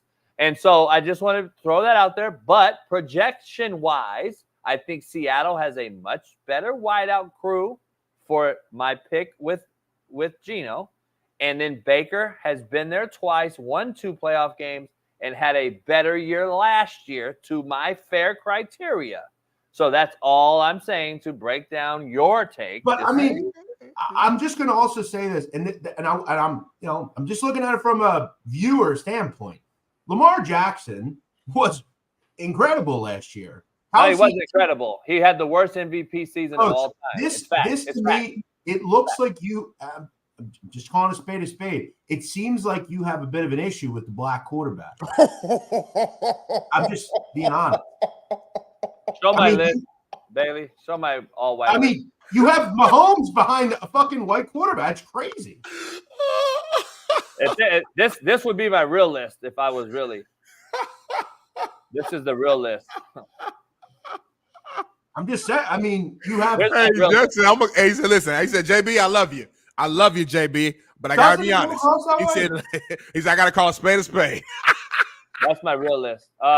Look at his top 6 quarterbacks. And he has the clear number 1 quarterback who's black, number 2. He should be 1. You have Daniel Jones way higher than other. Actually, Mahomes is white, too, if I want to be honest. But Daniel Jones, the love you have for Daniel Jones is crazy. It almost gives off that, I'll be racist. I'll be racist with the Would it give off, Jeff? It just gives off that you like white quarterbacks. I don't know. And Smitty likes blacks too, so it doesn't matter. Racist. We got a racist show. It's a racist show. RACCISSS. We're the racist show on earth, and it is what it is. But let's be honest. Give me a black quarterback other than Mahomes' argument. Give me a black quarterback. Lamar Jackson won the fucking MVP. MVP, Hall of Famer, AFC Championship. So then you two are both casuals and you know nothing about quarterbacks. Who won the MVP? Black quarterbacks run the league now, JB, and you salty. That's what it comes down Who to. won the MVP? Black quarterbacks run the league, and you pissed off. Let's keep it real. If you think Lamar Jackson's better than Matthew Stafford, you're a casual and you should never bet on football again. You said projections. But you also have said, and you put in this list, Caleb Williams as the second worst quarterback going into the season. And we don't know if he's good or bad, but we do know that he was really good in college, and he has a damn good group of people around him, and he's going to be in a good position to win. How you put Jeff, Darnold? Come on, Jeff. How good was Manziel projected to be fucking good too when he got drafted number 1? Okay, but we don't need shit. All I'm saying is, come on, man. Sam Darnold stinks, dude. He stinks. You don't know that. You haven't seen him be a starter. You don't know Caleb Williams is either. You haven't seen any of them. But Sam Darnold's playing the league, Jeff. You're gonna. So we do know that. We have seen it then. Contrary to your point, we have seen it then. And he said he was seeing ghost. Hold on. Do I not have a white rookie at 32? Yeah, because he's the clear not worst quarterback. Bo Nix and Jared Stidham are, you've got to put them worst. Everyone has them the worst. You have okay, to. Well, it doesn't matter. I got rookies as my worst guy. I don't know Bo Nix will be the quarterback. It might be Stidham for. Look at all my rookies. All my rookies are at the very end. I got Jaden Daniels, by the way, who I'm on record saying I thought he was the best QB in the draft. So I had him ranked ahead of Caleb in my top 32. But he's still at what? 30? What is it? What did I have Jaden Daniels at 29? 29, I think, yeah. So like let's not start calling it unfair list because you guys don't like it. It is my list, and you guys get the opportunity to give your list or move around, guys. That's fair. But I just wonder at what point, like, and the most egregious thing is like, oh shit, Patrick Mahomes. I mean, What? he should be number one. I mean, I don't get it. What? Look, I got him at one. like for real, like no, all bullshit aside, like no, like turn the podcast off. We're in the backyard talking. Mahomes should be number one, right? And I love Stafford, but like, and if we're looking at last year, you know what I mean? Lamar Jackson won the MVP, and so again, tell me what your list is. Is it their career or what they did last year? Because if you're telling me what they did last year, Mr. Jackson won the MVP. And in my opinion, Lamar should be in your top 5. If he's number 5, I'm cool with that. But Lamar should be your number 1 then because he won MVP. No, I think he should be significantly higher than he is. Well, okay, but that's I don't believe he's really done anything in the playoffs. I think his AFC Championship. He had the worst MVP ranking, but it's still an MVP though. Like I get it, but listen, but he still had the best team in the NFL and was the leader of that team. Like, you know what I'm saying? Let's be honest. Let's keep it real. Let's talk about the real shit here. So I'm on record saying that I believe the MVP is a shit show. I believe the MVP is a straight up popularity grab, whether it's negative or positive. And I'm on record saying that I don't believe 2 of Aaron Rodgers' MVPs were worthy. I believe Mahomes beat him out one year that Aaron Rodgers got it. I said it on this show. And I also said I believe he was popular, and that's why he got it the year that he was talking about the vax and the shot and all that shit, just like Kyrie Irving. Hey, I'm going to say this. Look at them numbers. That's all I'm going to say. But continue. Well, no, look at the MVP year of him versus Mahomes. I said it on record. I thought Mahomes was the better QB that year. And Aaron Rodgers got it over popularity, just like Lamar got it being popular last year. I don't believe that. You really think Lamar? You think Lamar really got MVP last year because he was like last year, not his first one. Right. But like we watched the season last year, and we all agree that the quarterback play was really bad. Like you think it's been bad, but last year specifically, it was like crazy. Like it was different. He's the best player on the best team in the league by record. You also remember you said he didn't do well in the playoffs. Keep in mind they went to the AFC title game. They lost 17-10. They had more yards than the Chiefs did, about a yard more per play. And Pacheco ran the ball 24 times. he didn't play bad, Lamar. It's not like Listen, and I'm not trying to blame I'm not trying to blame the whole game on the rookie, but like again, context does matter though. They literally Lamar threw he's literally crossing the fucking touchdown, he fumbles it. That's one or two plays. That's an anomaly, JB. We play football, like that play is not you run that same play a million times.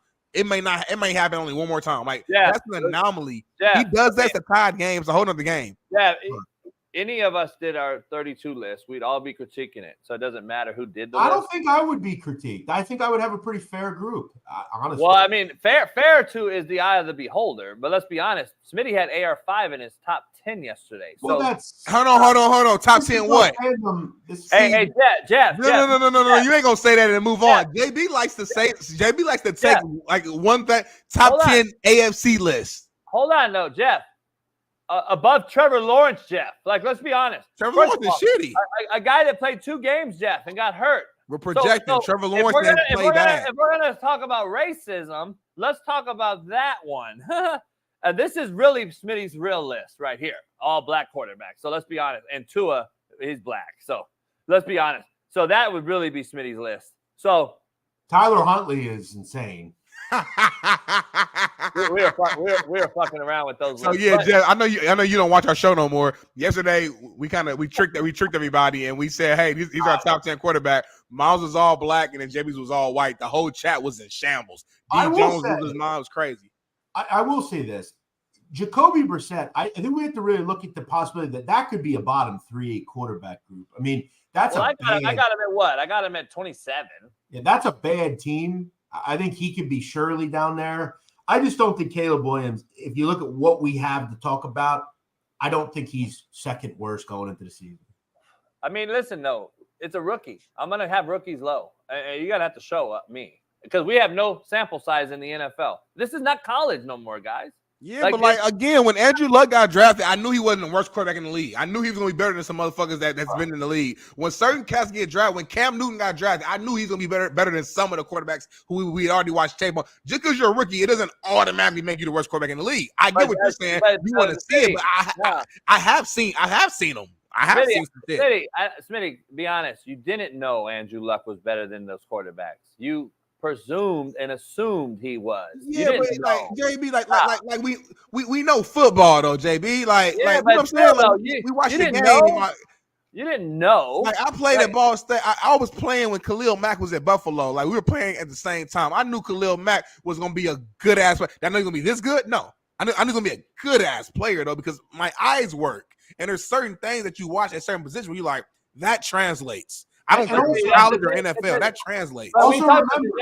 We talked about this yesterday. Your eyes and my eyes and like Sean Salisbury and Sean King, guys that played the position and coach it and actually teach it and watch the film on it, it's totally different eyes. Like Matt McChesney's eyes. But your eyes don't think Mahomes is the best quarterback in the fucking league. So I don't know if I can trust your eyes all the way right now, JB. I don't think so. Skill set wise and what they do offensively is a big take on that. Let me just be honest. So again, say what the fucking truth is. This is about your opinion in their career. Because if you look at what Mahomes did last year, he won the fucking Super Bowl. And it's now yet another Super Bowl. Back to back. Right. Also, remember too, Coach, when it comes to Caleb Williams, in the in the Rookie of the Year odds, offensive Rookie of the Year, Caleb Williams is plus 150. He's a clear favorite. The next closest, Jaden Daniels, plus 650. Okay, that's also telling us something. The thought is he is going to be really good. He might not be elite, but he's going to be really, really solid. And you've got to give him some flowers. Okay, so listen. Anybody in this chat, Latrell, stop. Talk your shit, Trail. Talk your shit, Trail. Please. Talk your shit, Trail. Please tell me that Herbert's not a top 10 quarterback in the NFL. We need Trail got to call in one day. I got you guys, hey, Jeff, go ahead. Tell me that Justin Herbert's not a top 10 quarterback, please. I want to hear this. I don't agree that he isn't. I'm not saying. You know I love Jay Herbo. I'm just bullshit. You know I love Justin Herbert. Let's be honest. Come on. Like, man. He's fringy. He's done some good things. He's done some erratic things. He hasn't done anything in the playoffs. We don't know. I think you probably put him around like 10, 12, like around that area.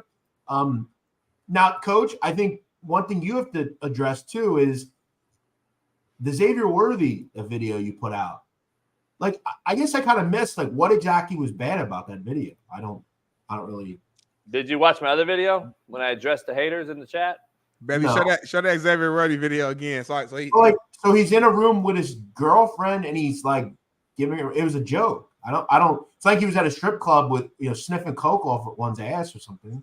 Yeah, I don't think that's not the care. It's if I was, so I don't have the ability to be proactive and actually want to see these cats succeed. And if So you've never went to a strip club as a coach? He's at home. Right. He's in his own home. What does that mean? Yeah. What I'm saying is, what has he done? What we're gonna. So when this is my point. It's the $1 bills. I know that's even a bigger joke. Here's my whole thing about this.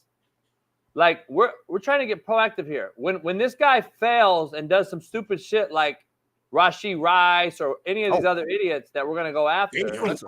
Hold on. No. When he fails, though, we're gonna come out with reactive videos saying, "Oh, I told you so. I told you that he was a shitbird."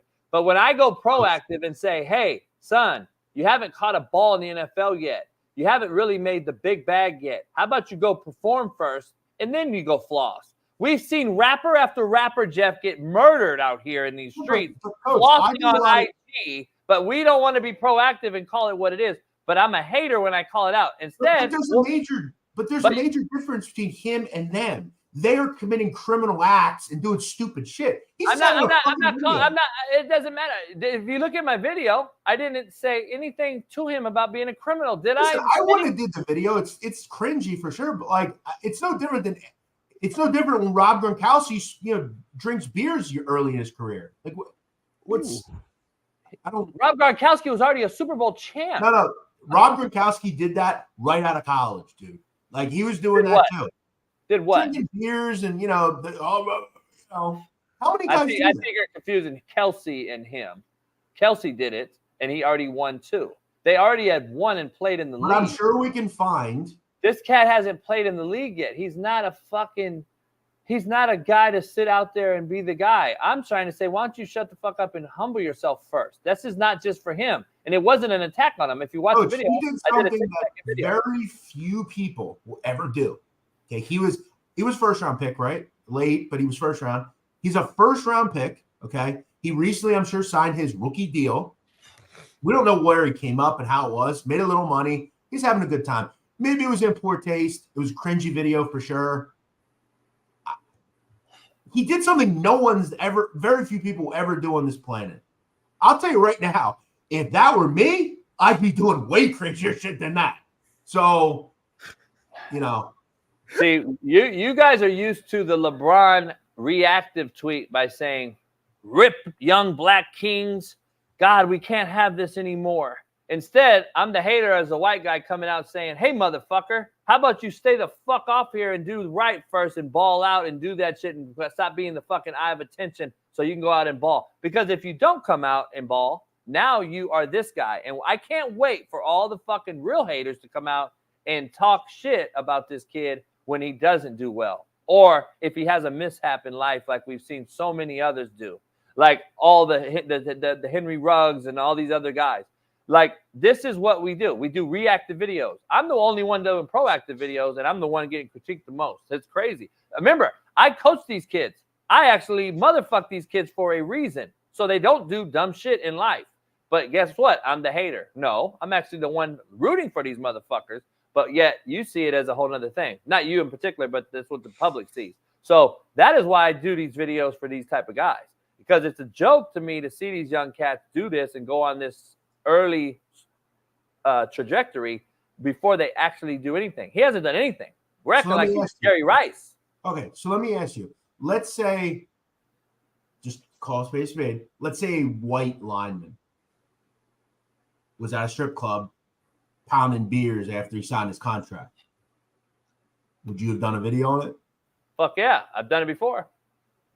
It doesn't matter what color you are. Come on, I coach them all. Short, fat, skinny, and tall. You don't think did I not motherfucking Carrie Buckmaster on Netflix? But how does this make him a bad person by posting a video with with his girl. I didn't say He didn't say he's a bad person. He didn't Well, say like, that. how does this translate to he's going to be Rashee Rice? I said when Rashee Rices of the world happen, all you see is reactionary videos. You never seen a proactive video of any of these idiots. So where's the proactive videos when he got into it at SMU with a player over a female? Oh, well, I don't think we heard of him. That's my point. That's my whole point of this whole thing. We don't see any proactive videos. All we see is reactionary videos, and then it's too late. It's too late. That's my whole point. We always say to me, guess what the number one comment was on Instagram that this thing has over 500,000 views now? You know what they said? Oh, let him be a kid. Let him learn life. It's too late to learn life. How about we teach them now? It's too late when you learn life. So I'm going to let my kids fail. Like Latrell, would I have let you do that and not ripped your ass? You played for me. Would I have not said, this is not how you get a scholarship coming out of high school, speaking of high school player. And if you were in college, would I have not told Jermaine Johnson, like I did on Netflix, that this isn't how you're going to be the first round draft? Maybe this is his way. Maybe instead of having a fucking big party, this is what he did. You know, him and his girl had a couple of No, but he drinks. had a big party too. That's my whole point. I'm gonna say this. Jeff, just so we get context on this kid. Yes. He was at Michigan for 3 days. He left for a whole another issue. I'll tell you off the record, but I know the facts of that matter. He left for a legit he left for a crazy reason at Michigan. He goes to Texas. Everything I've heard at Texas is he was the same person at Texas as you just saw in that video. He failed to learn the system to Sark's pleasure. He was always doing social media posts like this, and he was always into something else over the game itself. Now, he was a first rounder. He got drafted by the Chiefs, Super Bowl champs, and now he's doing the same thing. My whole point was, let's catch him now and get him to be a really, really good player and get lifelong generational wealth. Instead, we're going to see this dumb shit by throwing ones out there. And then if he does fail, we're going to say, oh, man, told you. No, I'm not going to say I told you. I'm going to do it first. Rob Gronkowski has told various stories that he went to a meeting with the Patriots before the draft drunk.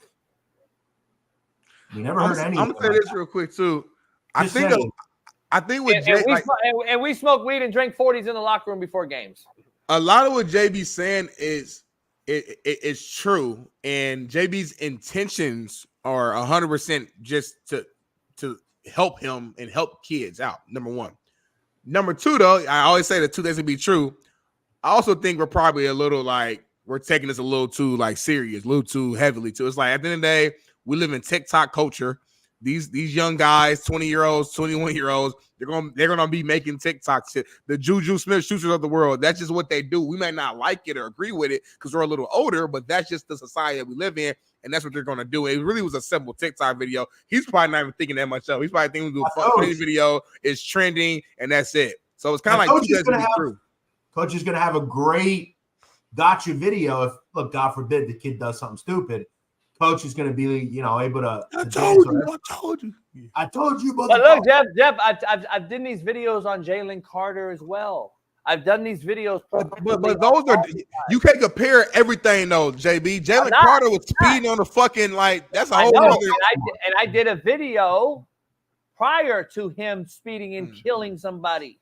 Like I did a video prior when he got the actual first car at Georgia. I did a video like, dog, what are we doing? Be the first round pick first. And now he has been, and that's been swept under the rug because just like all the Chiefs drama this year off season, nobody's going to say anything because they're winning. Let's just be real. Just win, baby. And then when you win, guess what? Shit gets swept under the rug. So let me ask you this real quick. When you see Xavier throwing these ones right now in this video, what is, snap back to Coach JB, what are you seeing as a possible projection now? Like worst case scenario. He's throwing ones right now. This is telling you what? That he may be immature, that he may do what? Focus. Gotcha. The actual what do I want? What do I want out of this thing? Got you. I want to floss ones on a hood rat, or do I hood rat? I mean, look at her. She couldn't. No, she looked kind of good to me. Come on, man. You You know, know, hood rat. She probably went to college. She probably went to Texas. she ain't got no ass. She ain't got no body.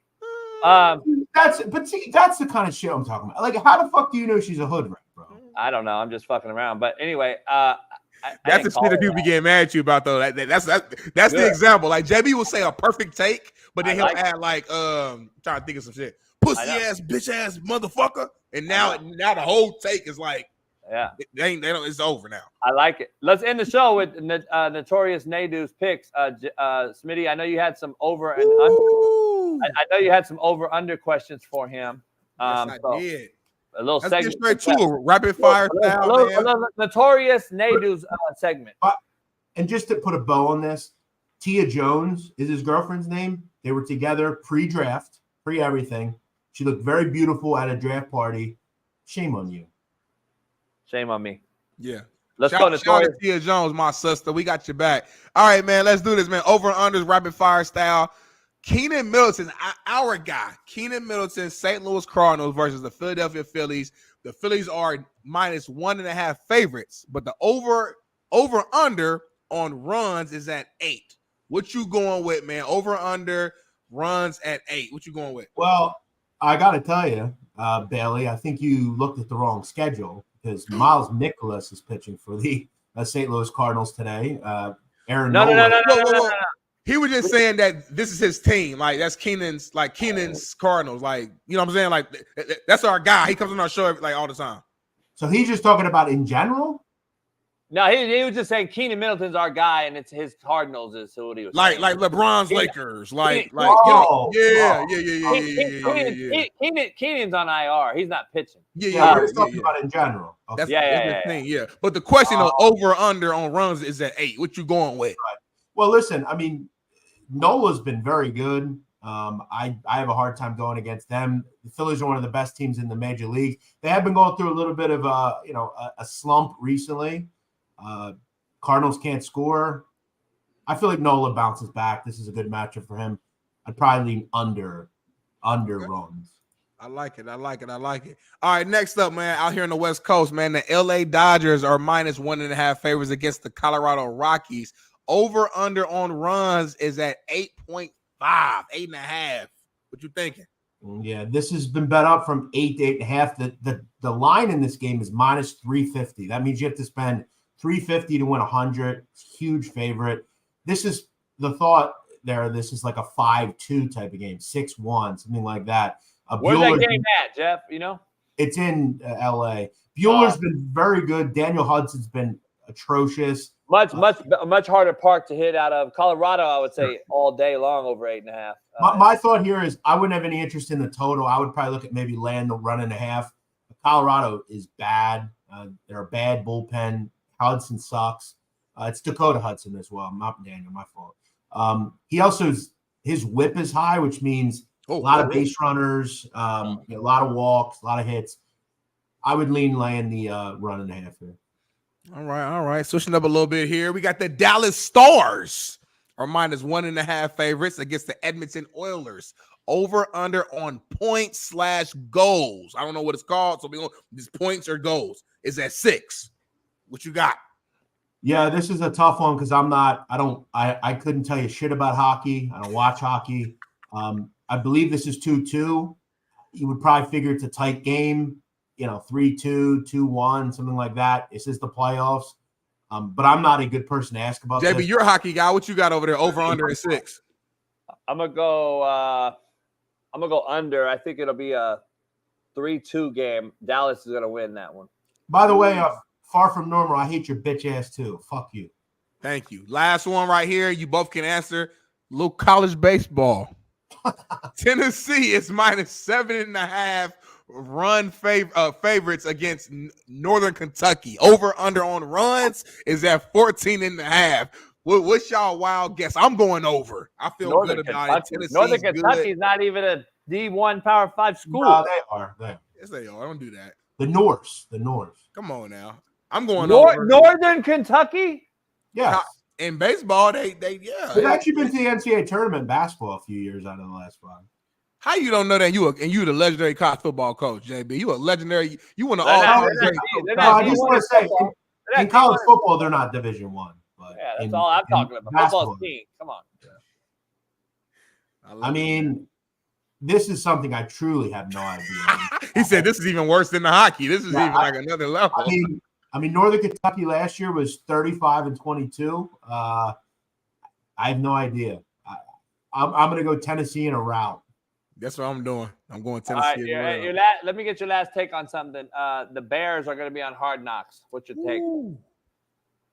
Sounds like a great idea. I might actually watch Hard Knocks again. I mean, you got an interesting quarterback. You got a group that I think people are excited about. Yeah, a lot of young players. I might actually watch Hard Knocks. I like Caleb. Should be excited, man. I mean, we heard some crazy news. You know, Caleb Williams threw the most picks in practice ever when he threw 7, and he was the first quarterback in football history, NFL history, to get benched at practice in May. Allegedly, that's what we heard from a TikToker the other day. So there'll be a lot of news, I'm sure, coming out here in that Hard Knocks and information. So I'm excited. And I think Smitty will agree. If Caleb Williams plays really well, will you admit it and not like do this? Well, yeah, it's If what? Say it again. If what? If Caleb Williams plays well, will you just be like, I was wrong? Yeah, I'll eat crow if someone's wrong. If I'm wrong, JB will say. JB never fully eats crow. Like he'll eat it. Like he'll say something like this. He'll be like, "All right, Caleb played well. You know, he surprised a lot of people. I'll give him his credit. He threw 2 touchdowns. He was efficient. But I will say this.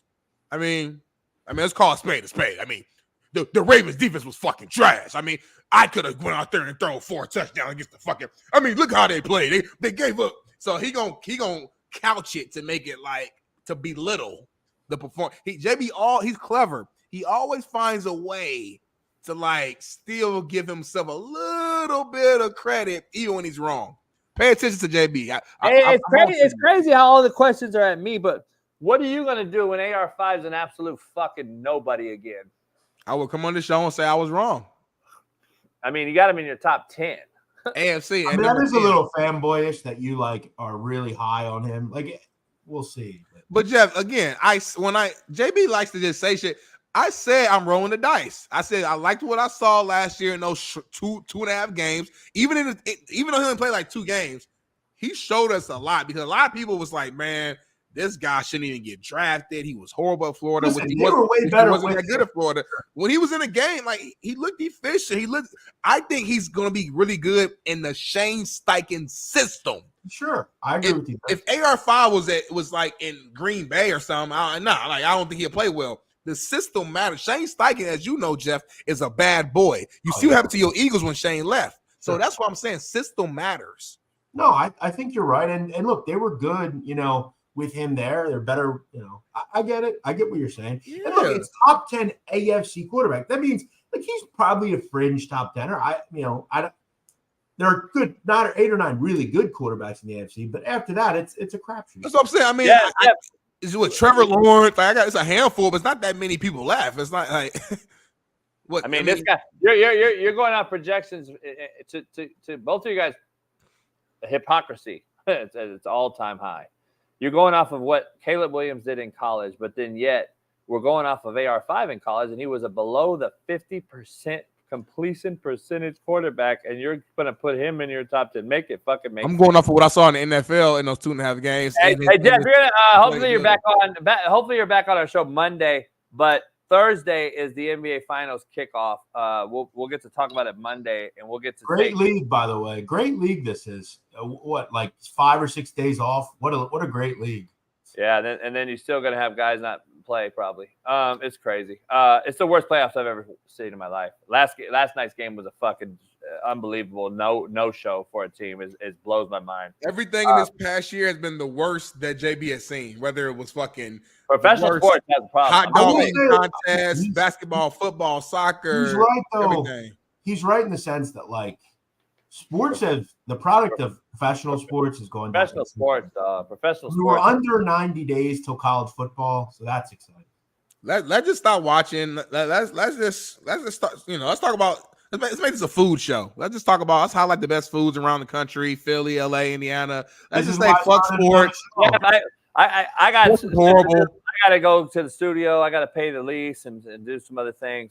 What do you got going this weekend? Some beer? Yeah, we're going out this week. You know, go out. He always going out. You know, when you coming to LA, man, the ladies of the chat wants us to throw like a little JB show party, like cookout barbecue at JB's house, and they want you to come out here. Just only if baby girl's there, I'll be there. She said she's asking for a date, but JB won't give us a date. So I'm like, damn, it's kind of all on JB at this point. I guess we need JB. By the way, Islam Makhachev is gonna fucking destroy Dustin Poirier. Oh, he's about to. Hey, I'm kind of sad. Poirier's about to retire after this fight, and he's gonna go out with an L. Little too late, bro. Poirier's a bad boy, though. Don't do that. Hey, salam alaikum, salam. That's what we're gonna do tomorrow night. Islam. Big time UFC. Hey, make sure you pay for that shit tomorrow, JB. I know you don't watch fight. This is gonna be a legendary. It's gonna be a big time UFC card. Yeah, I don't watch that shit. But anyway, hey, look at our baby girl talking about DP in the chat. No, not that DP. Dustin Poirier, bro. Look at your nasty free game Friday having ass. Jeff Nadu's a nasty motherfucker. You nasty son of a bitch. You look, she not talking about DP. She mean DP. What's DP? Double play? What's DP? JB, you was born the other day. You was born yesterday, not the other day. Or how the fuck you say it. You know what DP is. All Go right. Google it. I'm out of here. I got shit to do. Jeff, appreciate you. We'll see you Monday, Jeff. We'll see you Monday. Another great show. Pound that like. God, that's all fake, by the way. It's plastic. It's all plastic. It's a s'mores cookie. Jeff was doing reviews on shit, and then he just stopped doing it because I guess he bit into something nasty. It's just it makes me eat stuff I don't want to eat. Yeah, I feel you. I'm on a diet myself. All right. Like what, ass? We'll see you Monday, Jeff. I'll see you guys next week. I appreciate you. Pound that like, subscribe, and stay to the channel all weekend long. We'll have videos up. See you on Monday. Peace. Issues get pressed so fast you don't get sacked like bags and baggage. Smitty and Jason Brown, kill the ass a rap. We what the game's been missing. We switch.